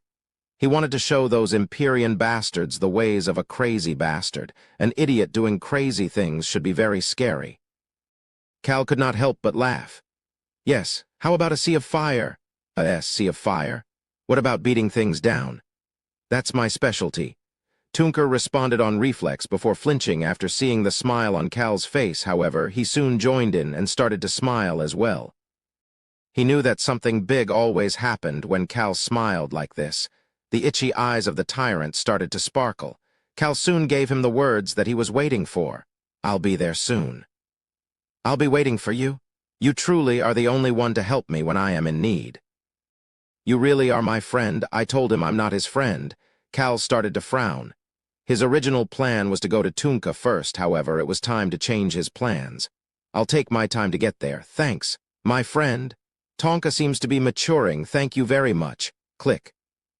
Cal just hung up the call. Chatting with Tonka drained his energy for a different reason than fighting on the battlefield. He was still a tyrant, but he was becoming more personable of a tyrant. Cal didn't know whether that was good or bad. Cal Nim. Choi Han approached Cal, who was trying to forget about Tonka, thanking him. Although the others were chatting and relaxing with the Super Rock Villa trio, Choi Han had followed him to the bedroom. Cal casually asked after seeing the look on Choi Han's face, "I wonder what's up with this punk." "What is it? Can I come with you this time?" Cal was shocked to hear this question. "Why are you asking such an obvious question?" Choi Han was quiet for a moment before he slowly asked. "Are you planning on going to the Whipper Kingdom first?" "No. Meow, meow." On and Hong approached Choi Han and Cal. Cal had asked Rayon to bring On and Hong back from the eastern continent on their way back from the Gorge of Death. Rayon approached from behind the two kittens and asked, "Human, are we going too?" "Yes." On and Hong's eyes opened wide after hearing that they were going too. They then started to rub their bodies on Cal's legs. Cal did not care as the children, averaging 9 years old, asked more questions. "Human, where are we going?" "I'm curious too." "I want to know where it is if it is not the Whipper Kingdom." Choi Han was also looking at Cal with a stiff expression. Cal casually pointed to the ground with his finger, to the lowest point of the empire. The lowest point of the prosperous empire, the area that the nobles avoided, the slums. "We are going there." Cal was heading to the lowest point of the empire that still had the power to destroy the empire at any moment. Night at the Magoru Empire's capital. Contrary to the center of the capital that was lit up with magic lights, this area was completely dark. This old house in the slums was completely dark as the curtains were shut in order to prevent even the moonlight from entering. However, a bright light suddenly appeared in that old house and got rid of the darkness. At the center of that bright light, a couple of people appeared as the light faded from the teleportation magic circle. "Long time no see." The 3 people in the old house showed different reactions to Cal's greeting. Cal realized what the issue was after seeing their reactions, so he opened up his arms and started to smile. "Ah, is this your first time seeing me looking like this?" Cal was in his long white hair with blue eyes priest look and looked very holy. "I've seen it once, young Master Nim." "I know it, young Master Nim." The alcoholic alchemist from the slums and the Flynn Merchant Guild's Billows responded back before bowing toward Cal. Contrary to these two, one person found it odd and awkwardly bowed toward Cal. The cat knight, Sir Rex. He was originally from the slums and escaped from the alchemist's bell tower at a young age, so he wanted to destroy the alchemist's bell tower. He was the leader of the group that tried to assassinate the tower's vice-tower master. "Long time no see, Sir Rex."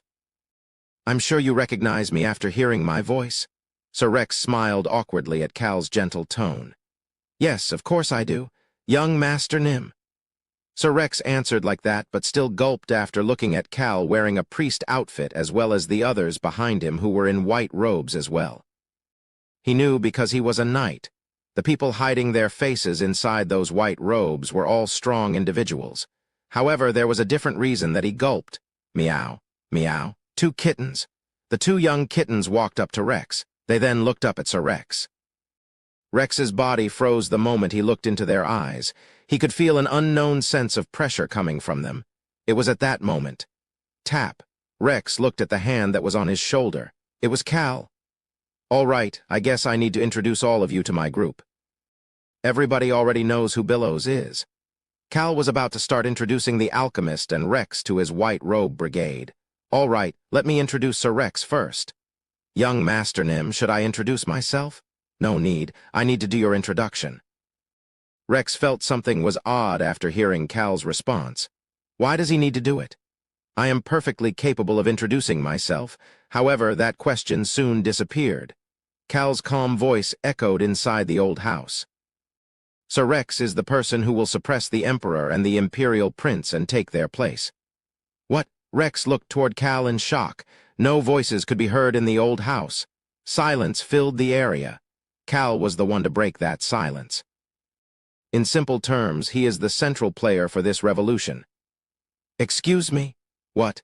The central player for this revolution, Rex mentally asked back with a blank expression. However, Cal did not care. Ah, and he's a cat. Cal patted Rex, who was at a loss for words, on the shoulder before gently smiling. Rex was the most important individual to destroy the Empire.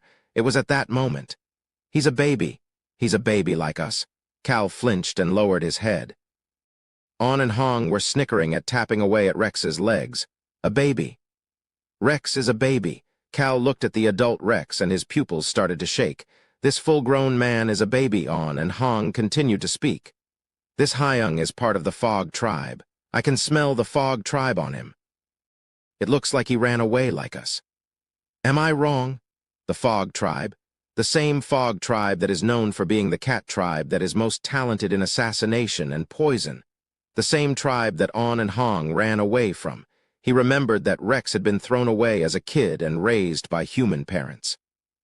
Cal started to smile. However, his expression stiffened after hearing what On and Hong had to say next.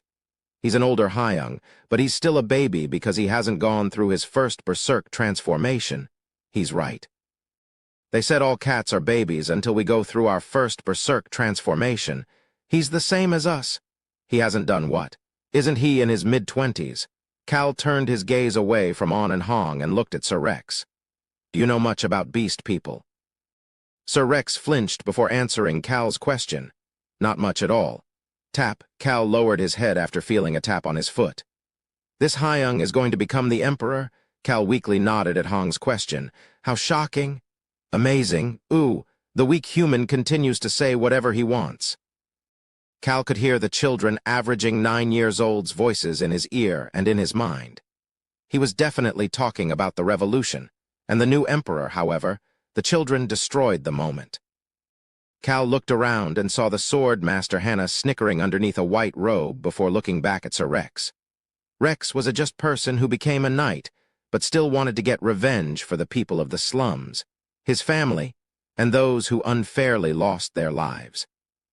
He asked this reliable Rex a question. Rex was looking at Cal with a serious expression as well.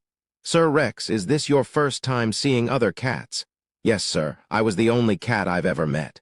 What about berserk transformation? What is that? Is it some type of sword art?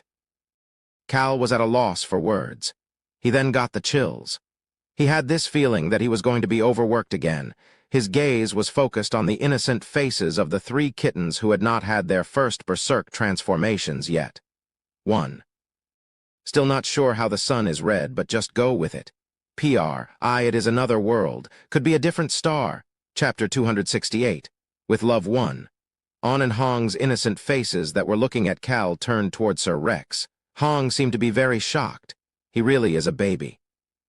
He doesn't even know about berserk transformation. That's okay.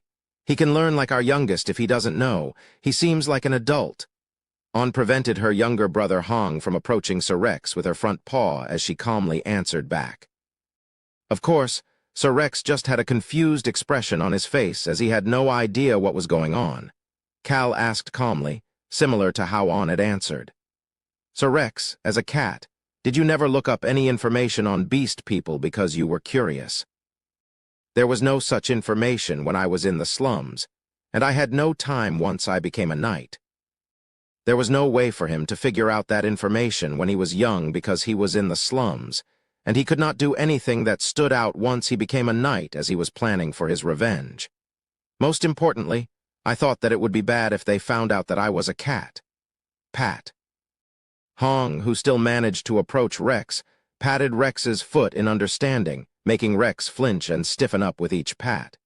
He didn't know why he was subconsciously reacting like this. For some odd reason, Sir Rex felt a bit afraid of these 2 cats. He couldn't explain why, but he sensed some sort of pressure coming from them. However, On was watching him with an odd gaze in her eyes. The Fog tribe was known for being the stealthiest tribe among the cats. For cats, being the stealthiest meant that they were the strongest. Even within the Fog tribe, only a select few had special abilities. On's Fog and her younger brother Hong's Poison were 2 of those special abilities. On was a mutant cat who had the blood of the ruler of the Fog tribe. Her brother Hong was still innocent, but On was not that naive.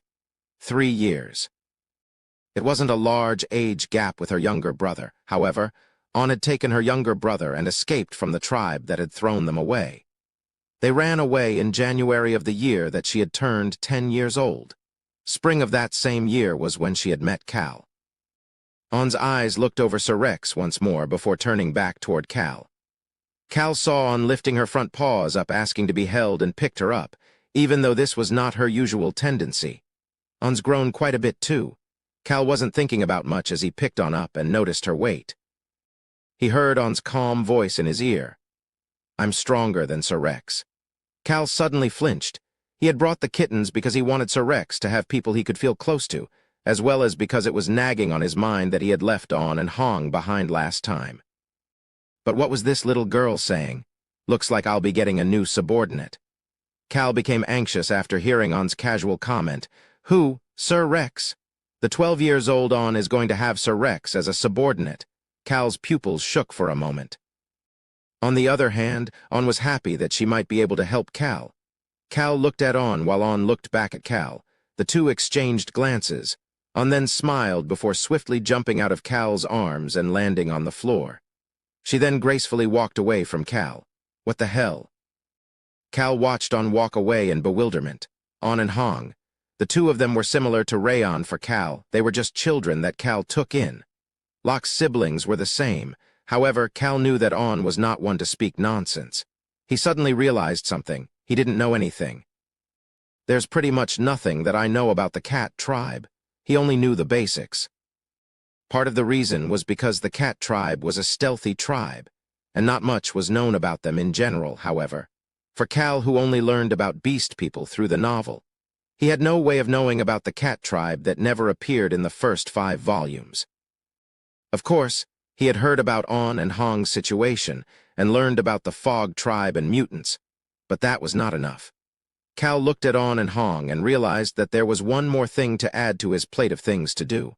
I'll need to ask Iruhaben Nim for details about the cat tribe later. There was someone approaching Cal who was lost in his thoughts. Ray Stecker, the alcoholic alchemist of the slums and someone who ran away after being disgusted by the evil doings of the alchemist's bell tower. Currently, he was someone who had been waiting for Cal more than anybody else while not even taking a sip of alcohol. Young Master Nim. He cautiously started to speak to Cal. The white-haired and blue-eyed Cal, who was deep in thought, was giving off a vibe that made it difficult to even speak to him. Cal's gaze headed toward the alchemist, Ray. "What is it?" You have not introduced those people behind you." "Ah." Cal finally remembered the 4 people behind him. So he just casually introduced them. "That's Choi Han, who you met last time." Choi Han took his hood off. The alchemist gulped as he remembered this cold swordsman, but still casually bowed his head to greet Choi Han. It was the moment his head was about to go down to bow. "This is the excommunicated priestess, Miss Cage." Cal continued to nonchalantly introduce everyone. "And these two are the saint and holy maiden of the Church of the Sun God." "Excuse me?" The alchemist's head shot up as if he was a broken robot. He could see a blond man with a pure expression. It was the saint. He had seen this saint during the celebrations of the Church of the Sun God. Then next to him, Alchemist Ray quickly turned his head to the side.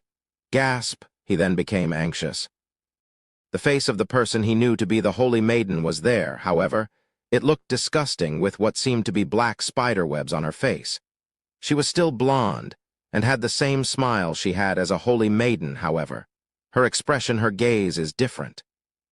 The eyes that appeared through those black spiderwebs made her seem like a completely different person.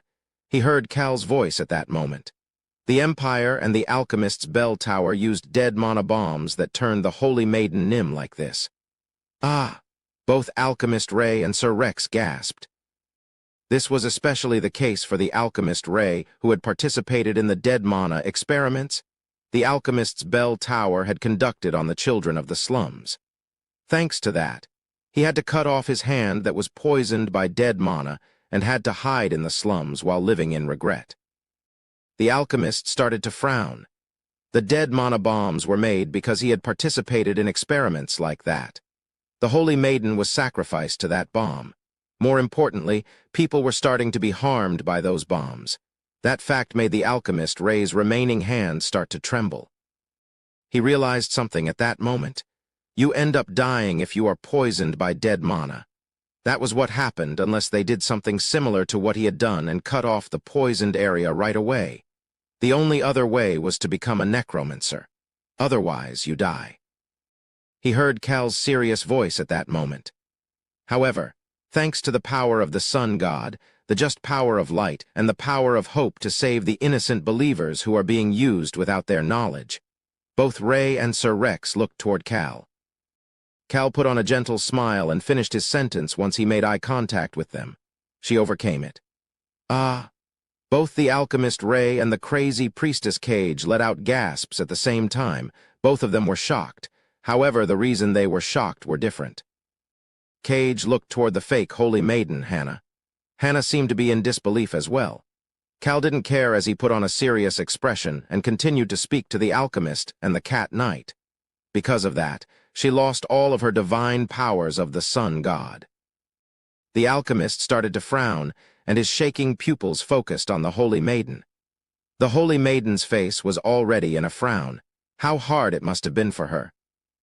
The alchemist Ray could not imagine how painful it must have been for the holy maiden to overcome dead mana and survive only to lose her most important divine powers in the process.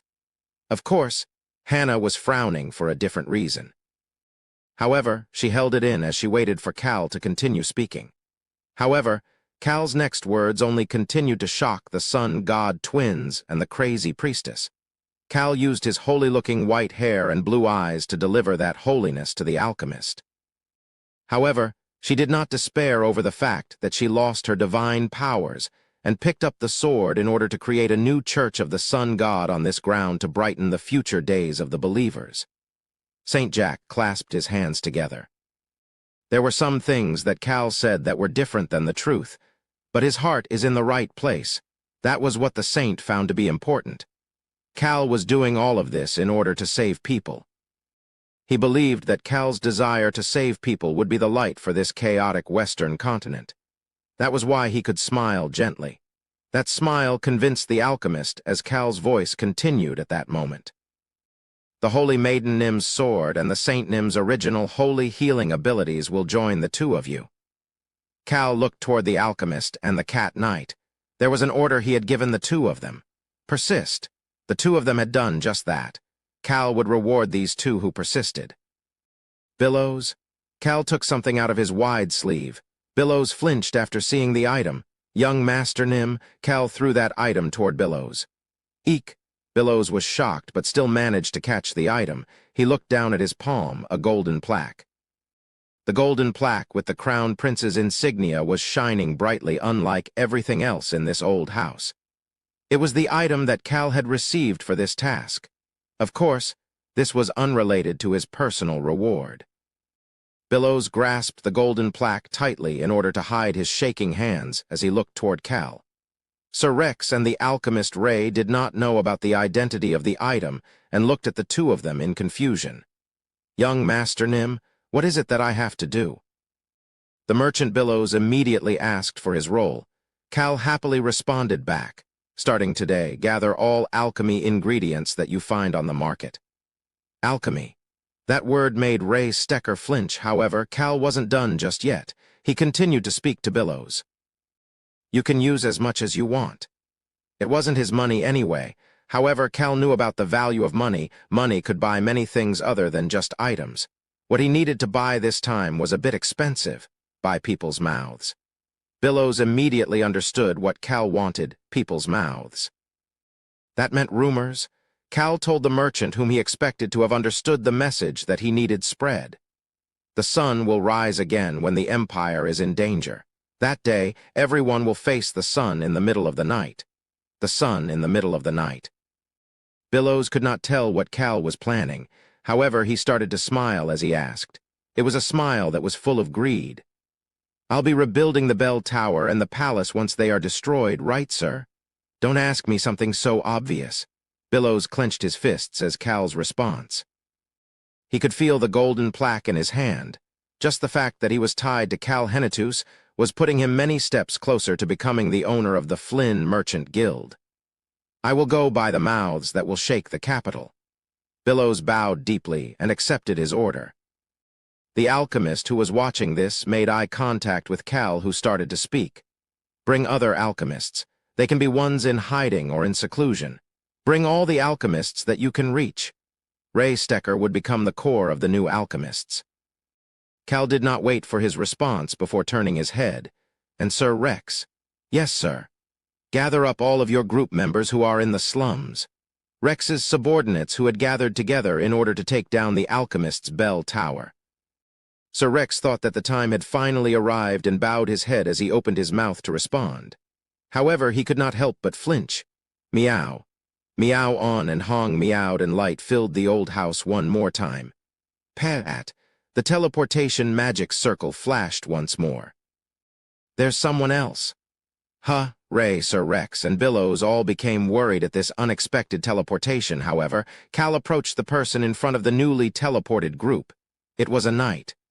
This is my guard knight, Sir Iruhaben. Cal looked past Iruhaben, who was wearing a knight's armor, and looked at the white-robed individuals behind him. He explained to the alchemist and the cat knight. They are believers and priests of the Church of the Sun God who will be helping us. The person in front of this new group of white-robed individuals removed her hood. Nice to meet you. My name is Priestess Frisia, and though I do not have any divine powers, I wish to follow the will of the sun. Frisia, the middle-aged woman with a warm expression. This was the woman who was working as a sculptor in the Hennetus territory and created Rayon's cherished devil rabbit that looked like Hell's guard dog, Cerberus. She was also an assassin who used to be active in the Rhone Kingdom's southwest region before daring to kill her leader and escape. Now she was the leader of the Hennetus territory's information group that Ron had created. She had come to the Empire with her subordinates. You are priests starting from today onward. At the same time, you will become the stealthiest people in the Empire. It was because of Cal's order. There was someone else with them as well. The person who was wearing a white robe walked forward. Hello, everyone. My name is Pendrick, and I may not be much, but I am following the Saint Nim's will to walk the path of the sun. It was Elf Pendrick who was known for having only healing abilities. He was here as well. Cal stood in front of them and looked toward Billows. Billows, there is one last thing to purchase. What is it, young Master Nim? Billows was worried that the scale of Cal's tasks was getting to the point that it would be difficult for him to handle. However, he was too greedy to step away. White cloth. How much do you need? Billows noted that Cal wanted white cloth and looked toward Cal, who was wearing a white robe, to get an answer, enough to cover the Empire. Billows closed his eyes and then opened it after hearing Cal's answer. His greed started to grow once again. This was not just about money. This young master in front of him was doing something big in the Empire. He was using the Western continent's greatest country for his own needs. Billows understood why the Crown Prince would give Cal a golden plaque as well. This smart merchant could tell that the Rhone Kingdom was aiming for the Empire. I will prepare enough to have extra after covering the entire Empire. And he, too, was a citizen of the Rhone Kingdom. Cal started to smile. He could see that the alchemist and the cat knight had frozen up. Cal lightly added on in order to release them from their shock. We will be creating a sun with our own hands from here, so I need you to have that kind of mindset. Cal wanted to show that mindset to them and pointed to himself. I am the sun. The spotless white priest robe and the white-haired Cal fit well together. A crest for the new Church of the Sun God was created today. A golden sun was embedded on the white priest robe. That was the symbol of the new Church of the Sun God. The golden sun will be created when the Empire was in danger. When will danger come to the Empire? Alchemist Ray asked, and Cal answered back. Right now. Excuse me?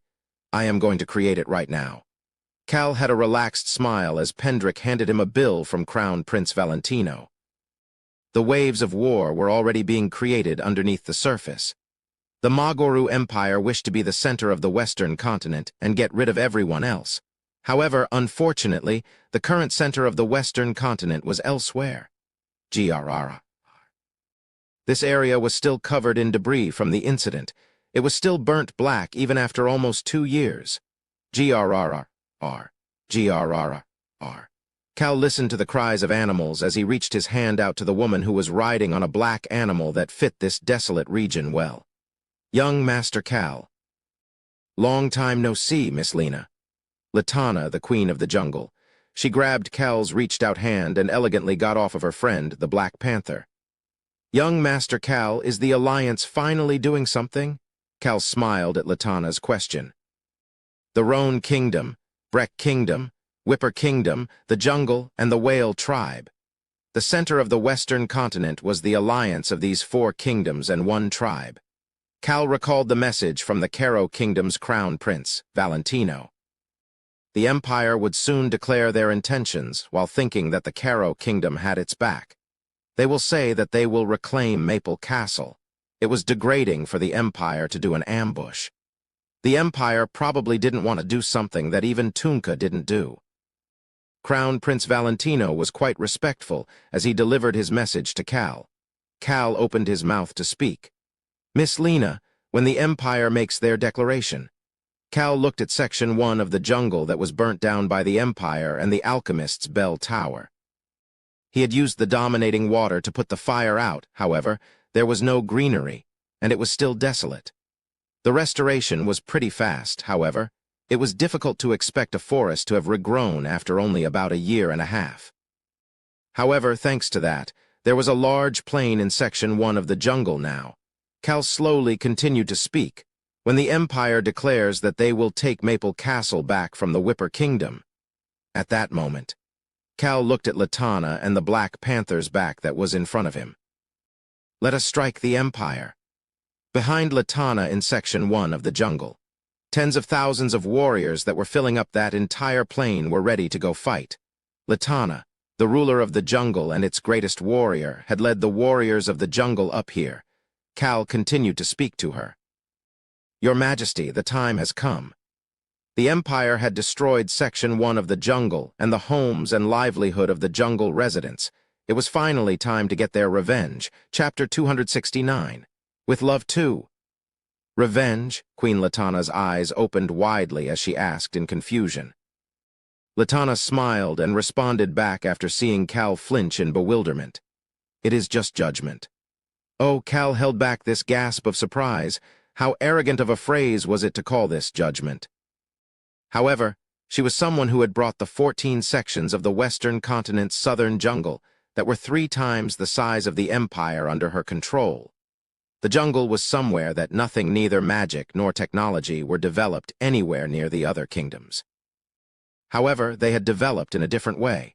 Nobody knew about it because the jungle's strength had never been revealed to the world. Cal raised both of his hands to Latana, who was smiling arrogantly as he agreed. The only place that can say they are going to judge the Empire is the jungle. Cal handed her a document. This document described the reason he had come. Latana received the document and started to speak. Will the Empire declare that they will take back Maple Castle? They will definitely do it. Cal answered without any hesitation, because they are the Empire. They had to act that way because they were the Empire. First, an ambush would throw away the Empire's honor. Second, all of the other kingdoms except the Empire and the Whipper Kingdom were currently sensitive as they had just been involved in the war against the Indomitable Alliance. Would the Empire ambush a foreign kingdom in the middle of that? The nervousness throughout the continent would drastically go up if they did that. All of the other nations would be glaring at the Empire if they did that. That was why it was highly likely that the Empire would announce it as the reclamation of Maple Castle in order to justify their actions to the other kingdoms. Then, I'll see you again during the war. Latana got back on 10, the Black Panther. She would lead her warriors to the Section 1 shores. This location for Cal's villa and the spot where the alliance between the 4 kingdoms and 1 tribe was created would be where the jungle warriors would prepare for the upcoming battle. Cal said goodbye to Latana before starting to walk. Are we going back to the Empire? Cal had not come to the jungle alone. Naturally, the invisible Rayon, Choi Han, On, and Hong came with him. Hong, who was hanging on Choi Han's shoulder, started to shout. We need to go help prepare Sir Rex for his first berserk transformation. He's right. Sir Rex knows even less about the cat tribe than we do. It's serious. We need to make him into a smart king. On yawned in Choi Han's arms as she seriously added on. However, Cal shook his head. We can go to the Empire a bit later. Then are we heading to the Whipper Kingdom? Cal stared at Choi Han with suspicion. Why is this punk so curious about where we are going these days? Choi Han, who used to do things without asking questions, was suddenly extremely curious about where they were going. However, it wasn't as if he was going against Cal's orders. I guess I did boss him around without telling him much until now. There had been a lot of complaints even when he was Kim Rock-soo, and became the new team leader because he only gave short orders to the employees, mercenaries, and ability users. Team leader Nim, please. Please tell us some more information. Why do you always try to do everything on your own? Do you think the world and people will recognize you for doing that? Even if we say that we are office workers, we know that is not the truth. So why do you try to do everything alone? Please don't. Team leader Nim, instead of read novel fulls or books all day, why don't you talk to people as well? Even if it is just us, please talk to us.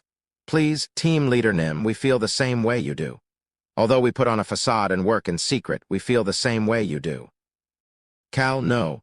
Kim Rock-soo recalled the employees who had said retiring and having a slacker life were their dreams before quickly erasing the thought from his mind. Knowing that they, unlike himself, had families, he didn't feel right telling them everything. That was why he only gave orders with small pieces of information. Cal looked toward Choi Han, Hong, and the invisible Rayon whom he expected was looking at him as well, and nonchalantly added on. Why do you need to know where we are going, so that I can go with you? We're coming with you. We need to know where we are going so that we can prepare our hearts. Choi Han, Hong, and On responded back at the same time. Cal started to chuckle. I need to teleport the weak human. He cannot go anywhere without me, the great and mighty Rayon Meru. Rayon spoke out loud as there was nobody else around. The weak human is weak. I need to take him everywhere. Cal couldn't help but laugh. He then flinched. Do you want freedom? Don't you want to get away from this Roman 20-like world? 1, it's the voice of the sky eating water. Living is like X, but just trust me. I can XXX anything for you for your freedom. 2, my goodness. Cal had seen glimpses of it last time, however, the way this clear voice was swearing was making him nervous. He then heard the Super Rock's voice. Watch it. Tusk. The Super Rock was calming the water. Cal was flabbergasted. I thought that the ancient powers had been quiet for a while. These things are just becoming even weirder. Cal's expression turned serious. How did he end up picking up these weird things? He looked toward Choi Han with a serious expression. Choi Han? Yes, Cal Nim. Do you love peace and justice? Choi Han was suddenly at a loss for words. The children, averaging 9 years old, slowly closed their mouths and looked back and forth at the two of them. That. Choi Han could not easily respond to Cal's question. 17 years old. He had thought peace and justice were the most important things until that age. However, he was then thrown into the forest of darkness with nothing but his school uniform. The way he looked at the world changed during that time. However, he chose peace and justice so that he could live like a human. That made it easier for him. However, as funny as it was, there was no easy path in the world. Choi Han's current situation was like that. His mind was not at ease. He now had a home, a family, and even close friends. However, he was always worried because danger came with them as well. Choi Han looked toward Cal. Is he about to give me an answer? Did Cal know about his concerns, so he would give Choi Han some sort of advice? In that case, Choi Han thought that he should respond to Cal's question first. Choi Han finally opened his mouth to speak. Peace and justice always seem so far away. This was especially the case for peace. They are indeed far away. Choi Han closed his mouth after seeing Cal calmly responding as if he agreed. He could still see the desolate jungle in front of him. He then heard Cal's voice again. However, it can become closer. It can get as close as you want. Cal Nim. Is he going to tell me to have hope? Choi Han could see Cal reach over and pat him on the shoulder. Cal could also see the damaged section, one of the jungle, as he continued to speak. The eastern continent is far too. Meow. Only On, who was the oldest of the children, averaging 9 years old, realized something was weird about this conversation. However, the other children had not realized it yet. Choi Han nodded his head with a sad expression. It is. Peace seems as far away as the eastern continent. Both peace and justice seem as far away as that place that I have never visited. Don't worry. Cal Nim. Cal's response hit Choi Han hard. He looked into Cal's concerned eyes that were looking at the desolate land and clenched his fists. He recalled what he had promised himself before. Let's be the person to create the path for Cal Nim to become a legend. I will definitely escort you to the path of peace and justice. It's next door, right next door. Excuse me? Next door? What is? The eastern continent is next door. Choi Han flinched and called out to Cal. Cal Nim, peace and justice can get as close as you want. As expected, Choi Han just clenched his fists tighter after hearing Cal's conclusion. Hearing that it can get as close as you want made Choi Han feel like he could also get there. Choi Han was willing to hold his sword up and take the lead down any path, even those that were full of despair, in order to get to that peace and justice. Choi Han? Yes, Cal Nim. Cal looked toward Choi Han and continued to speak. Let's go there together. Choi Han took a step away from Cal. He then slightly bowed his head toward Cal, who was still looking at him. It was not an extremely respectful action, however. His eyes gave off the determination of a knight responding to his lord. 3. Yes, Cal Nim, I will go wherever you want. The 6-year-old black dragon who had been listening in shouted at that moment. Human, I'm coming too. Yes, I know. I'm glad you know. Actually, I won't let you say otherwise. Sure, so create a teleportation magic circle to the eastern continent. Rayon flinched. Me-e-e-o. On meowed as if she had expected this to happen. Cal didn't care as he looked around at each person in the group who had different expressions on their faces. Only Choi Han, On, Hong, and Rayon were here as the rest of the group was left behind at the Empire. This combination was exactly the combination that had rescued Rayon, other than the fact that Rayon was added to the group. Just like it had been when he was Kim Rock-soo, only those who had nothing gathered together. Cal looked at this combination of people that he liked and started to speak. He had a grim expression on his face. Tomorrow is the opening day for the inn. Meow, On meowed as if she was sighing. Cal did not know this as he spoke to Rayon. We are heading to the inn. Choi Han looked at the 3-story inn sign with a blank expression. What do you think? Choi Han gave his honest thoughts. It seems too warm and welcoming. The inn had white walls, a red roof, and a yard that was full of flowers and trees, making it give off a welcoming vibe. He's right. It does feel warm and welcoming, just like Choi Han said. It is qualified to be our villa, know our business. Human, open the door. Cal opened the door to the inn with a satisfied expression. Ding, ding. The bell rang to signal that a guest had arrived. Choi Han entered following the sound of the bell, only to hear Ron's voice. Young Master Nim, how is it? Good, you did well. Choi Han looked at the people standing next to Ron. 2 men looked as if they were chefs, while the other 3 men looked to be employees. All 5 of them seemed like good people. The way they were smiling gently made them all seem nice. They're nervous. However, Choi Han could feel that all 5 of them were nervous. They seem as if they received a warning that they will be assassinated. It was weird, however. Choi Han stopped thinking about it after seeing Cal's actions. Introduce the inn family in the backyard as well. Ah, yes, sir. Choi Han had noticed that there seemed to be many people behind the inn. Honestly speaking, Choi Han had no idea what Cal had been doing in the eastern continent. That was why he was excited to meet these new family members. Choi Han looked around as he followed behind Cal, who was heading for the rear door to the backyard. This place was much smaller than the Henatus estate or the Roan Palace, however. He could see the warm and welcoming interior of the inn. It seemed like a place that even beginner adventurers would be able to relax. Is this our new house? This new house in the eastern continent made Choi Han a bit excited. It was because it felt as if they were decorating it from the start. That was why he walked through the rear door with lightheartedness. I feel a few strong presences as well. Did he pick them as guards for the inn? He really doesn't miss even the tiniest of details. Choi Han was thinking like that as he turned toward the group of people in the backyard. He then flinched, vicious. All of their faces were vicious. They all looked grim as well. There was one more thing. Why that outfit? Ah, it's the uniform, the Ainz uniform. Cal nonchalantly responded to Choi Han, not caring whether he was frozen stiff or not. It is the uniform that will represent adventure, justice, and peace, the values of our inn. Shouldn't we act according to our lovely values? Choi Han looked at the person in front of this new group of family members in the backyard, the person who had a large body and seemed to be the strongest of the bunch. It was a black outfit. There were also 1 white star and 5 red stars on it. Anybody could see that it was the fake arm outfit. The fake arm outfit that was made shabbily on purpose was the uniform.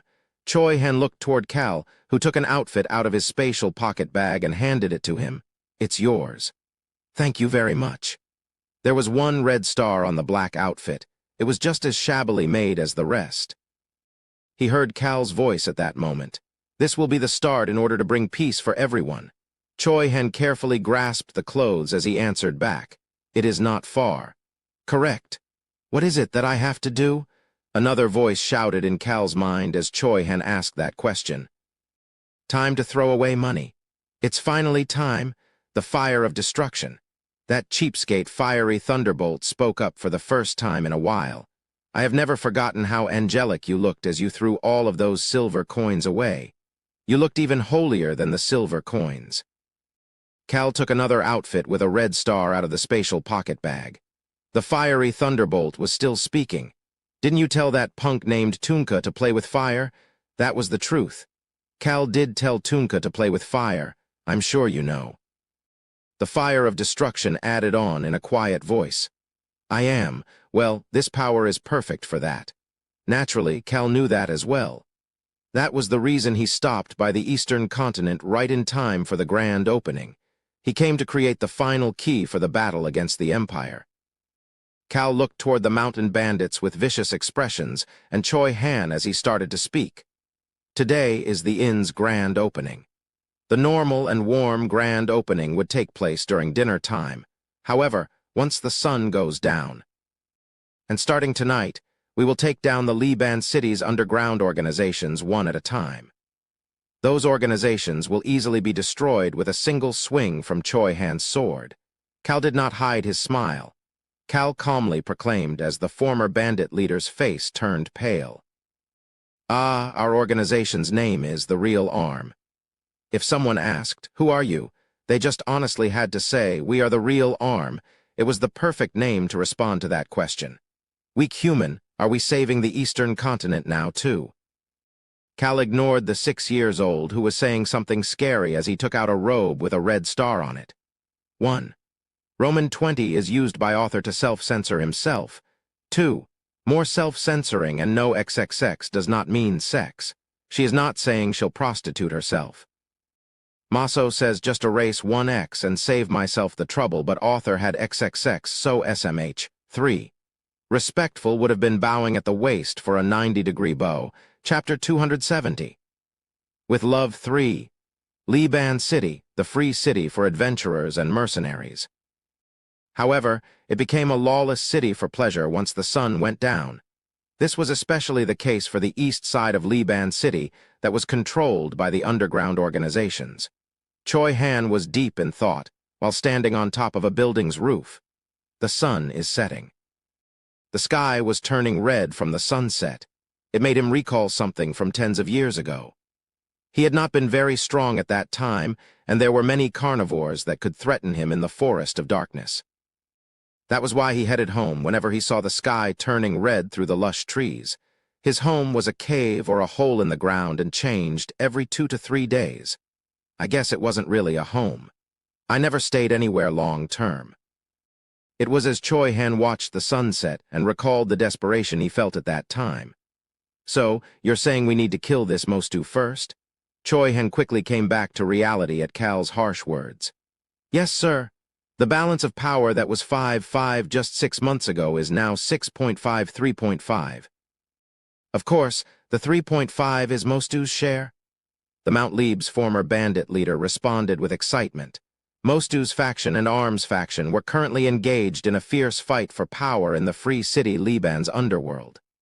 Mostu's faction is lasting quite a while. It is because the Mercenaries Guild is protecting Mostu's faction. The merchants and mercenaries have always had strong influences in Liban City. That was why the two forces took turns controlling the market.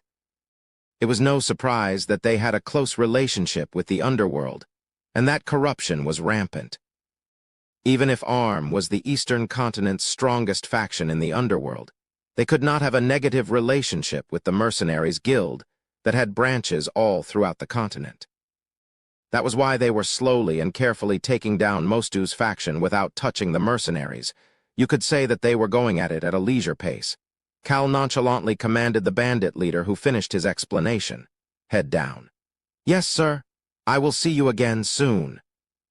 The former bandit leader bowed before quickly climbing down the stairs in order to get off of the roof. Seeing the bandit leader leave made Choi Han approach Cal. Are we heading out now? Cal looked toward Choi Han, who asked a lot of questions these days, and started to speak. Choi Han. Yes, Cal Nim. Choi Han could see Cal petting on and Hong. They seemed to like it as they rubbed their heads on Cal's palm. Cal started to speak to Choi Han, who was watching that peaceful scene. We will start with Liban City to clear the eastern continent of Arm. I also plan to get rid of the Empire and alchemy as well. Choi Han looked at Cal with an odd expression. Cal shrugged his shoulders and continued to speak. I think that we should shed as little blood as possible to get rid of Arm. We will set the foundation in Liban City. After that, we will work with the Dragon Half-Blood in order to hit them at their core. I think that we need to get rid of Arm for good. Both Choi Han and On looked toward Cal, who was saying all sorts of things unlike his usual self, with odd expressions. Cal pretended not to see those gazes. His mouth had moved on its own as he remembered the conversation he had with Choi Han and the children averaging 9 years old earlier this morning. Choi Han opened his mouth at that moment. You are correct. We need to do that. Cal asked Choi Han a question. Why do we need to do it? Choi Han looked at the sun that was setting behind Cal's back. It had taken him tens of years to earn this small bit of peace. He did not need to run away when he saw the sunset anymore. It will be difficult, but that is the way for us to be happy. Cal turned toward the sunset as well. Choi Han had lost the people of Harris Village because of Arm. Ron had lost his household and his wife because of Arm. Rayon had been tortured because of Arm. Locke and his siblings, parents, and neighbors were killed by Arm. Innocent people had died because of the Empire and Alchemy's dead mono-bomb experiments. Someone had to do something about these things. True peace was not achieved because your body was at peace. Your mind had to be at peace too. The best slacker was one who had a ton of money and his mind was at peace. For your mind to be at peace, the people around you had to be happy as well. Isn't it logical? The problem was that he had quite a lot of people around him now. But what could he do about it? Might as well give it a try if it seemed doable. I should have just gotten beaten up back then. Excuse me? Never mind. Choi Han could see Cal's usual nonchalant expression on his face. We are thinking about the same thing. Tap. Cal lowered his head. On pressed down on the back of Cal's hand as she started to speak. Me too. Huh. I don't know what you are talking about, but me too. We're all thinking the same thing. He's right. It's the same. We will all do the same thing. Hong and Rayon chimed in as well. However, Choi Han shook his head at Cal's comment. It is a bit different. What? Cal Nim, your thoughts and mine are a bit different. What is different? Choi Han had followed behind Cal this whole time. That was why he could see it. Something too big is happening.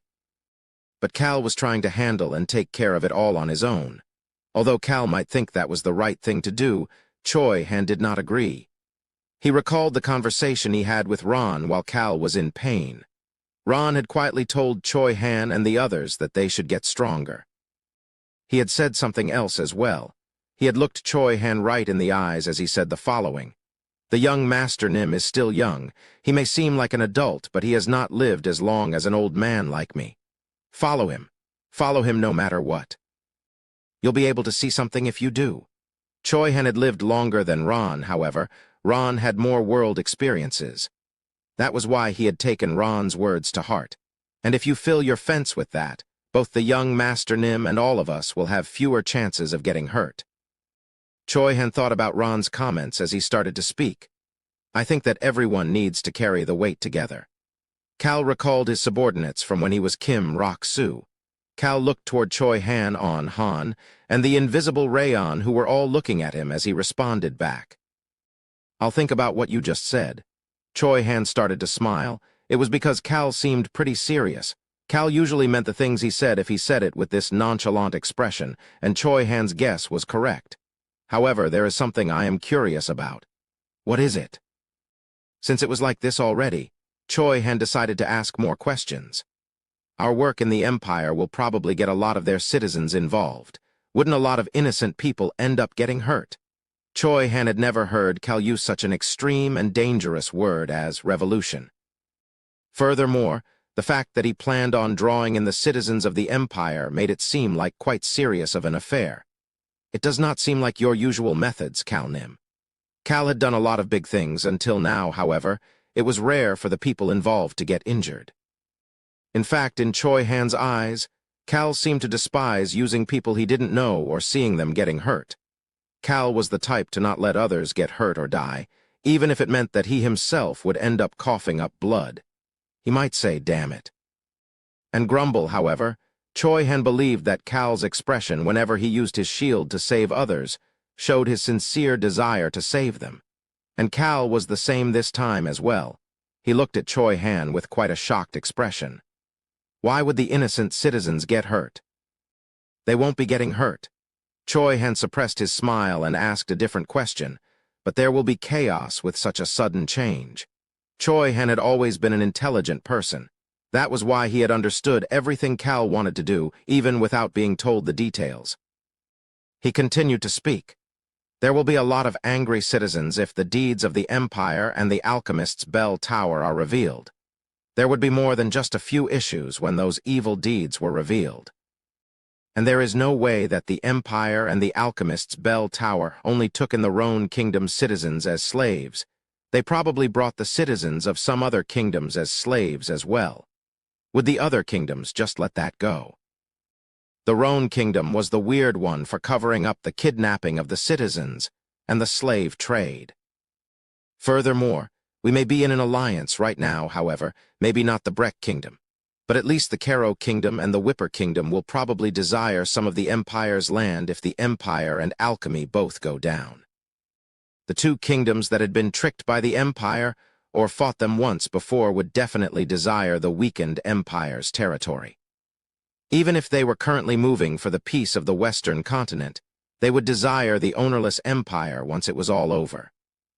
Choi Han thought that there was no way Cal had not thought about something that even he was able to notice. Cal looked at Choi Han with a peculiar gaze. Oh right, he was the main character. He was a very intelligent main character. Cal had forgotten about it. However, Cal thought to himself that it didn't matter if he forgot about that and started to speak. Choi Han was just Choi Han now and not the main character. That is why we are starting from the bottom. Causing chaos in the Empire was different than taking down Arm and the Indomitable Alliance. We need to gather the citizens of the Empire in order to channel their anger toward one thing. We are also doing it this way to prevent the other kingdoms from creating a bigger war that would turn the Empire into a shit show. They could not cause a revolt within the Empire. That was why Cal chose to create a story. They could not allow other kingdoms to start another war just because they desired the Empire's lands. They needed the strength and justification to prevent that. To move forward in a constructive manner, to give strength to the new Magoru, and furthermore, to give peace to the sad people who had lost their family members, we are gathering them all together. One Cal was thinking that he was suffering quite a bit right now.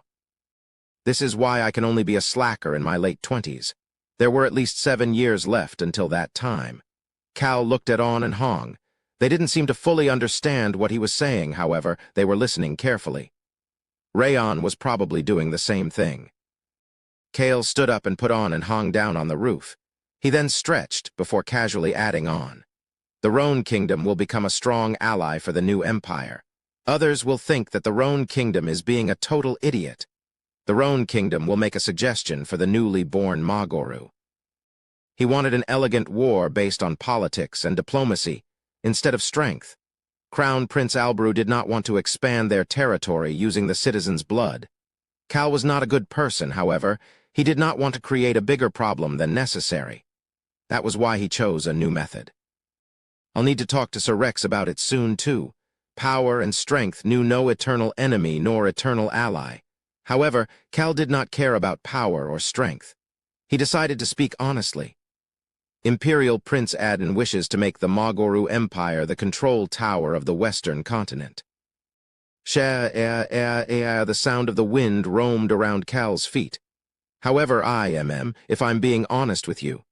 Cal stopped for a moment before jumping off the cliff and casually adding on. I just want the Western continent to be a land of peace. Meow, meow. On and Hong jumped off the roof behind Cal. Choi Han replayed Cal's comment in his head before following behind them. He could hear Cal's voice through the wind. I think my mind will only be at peace if I do that. Choi Han nodded his head. He agreed with Cal. That was the only way for Choi Han's future to be peaceful. He believed that Cal was also thinking about their future and did not question anything. This is the place I will continue to live at. This is my home base. Cal had the same sentiments. The east side of the free city of Liban City. The action leader, head of the most remote region of the Mostu faction's territories and fifth in command of the Mostu faction, clenched his hands around his head. Damn it! Arm was slowly taking away Mostu's territory. No matter how many times the action leader deciphered the current balance of power, other than the territory where their leader Mostu was, his region had the least favorable balance of power. I'm sure I'm next. Fuck. I wish a dragon would come out and rip all those Arm bastards to shreds. He was extremely angry. How could there be an organization that takes control of the eastern continent's underworld so mercilessly? He was starting to become afraid of Arm that continued to show an endless number of forces for battle. It was at that moment. Bang! The door opened with a loud noise. Son of a bitch, you scared me. The action leader jumped up and glared at his subordinate. It was one of the chiefs working under him. Leader Nim? However, the chief's face was completely pale and he did not seem to notice the action leader's anger at all. That response made the action leader feel that something was off. The chief stuttered as he continued to speak. Weird Arm is invading. Arm? That word made the action leader's sight turn white as he immediately rushed out of the building. Call the other regions right now to call the battle squads. Contact the boss as well. He did not notice the chief's hesitant reaction as he focused on the word, Arm, and quickly gathered his armor and axe before heading out, outside the building. He could see the gate and the walls surrounding this territory. He looked beyond the gate.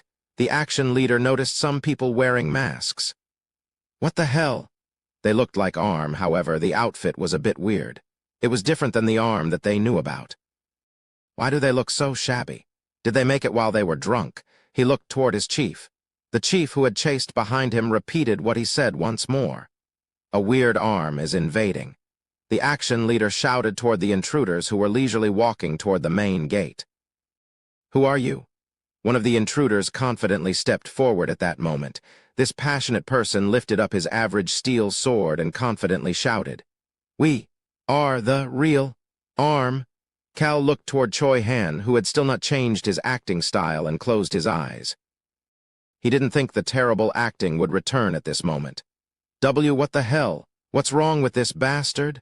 Cal could hear the action leader shouting in confusion. Right. That's exactly how I feel. Cal truly felt the same way the action leader was feeling. At that moment, Cal heard the action leader gasping for breath. That noise made Cal open his eyes. Gasp! Why, you crazy? Choi Han activated his black aura and waited for Cal's order. What should we do? Cal looked at Choi Han, who was no longer acting, and thought to himself, vicious. Cal could not help but get scared at Choi Han's attempt to do well. That was why he gave a short order. Charge! The real Arm would only charge forward from here on. There was no going back. 1. Just Magoru, and not the Magoru Empire, because they mentioned they didn't know how it will come back, as a kingdom, as an empire, etc. etc.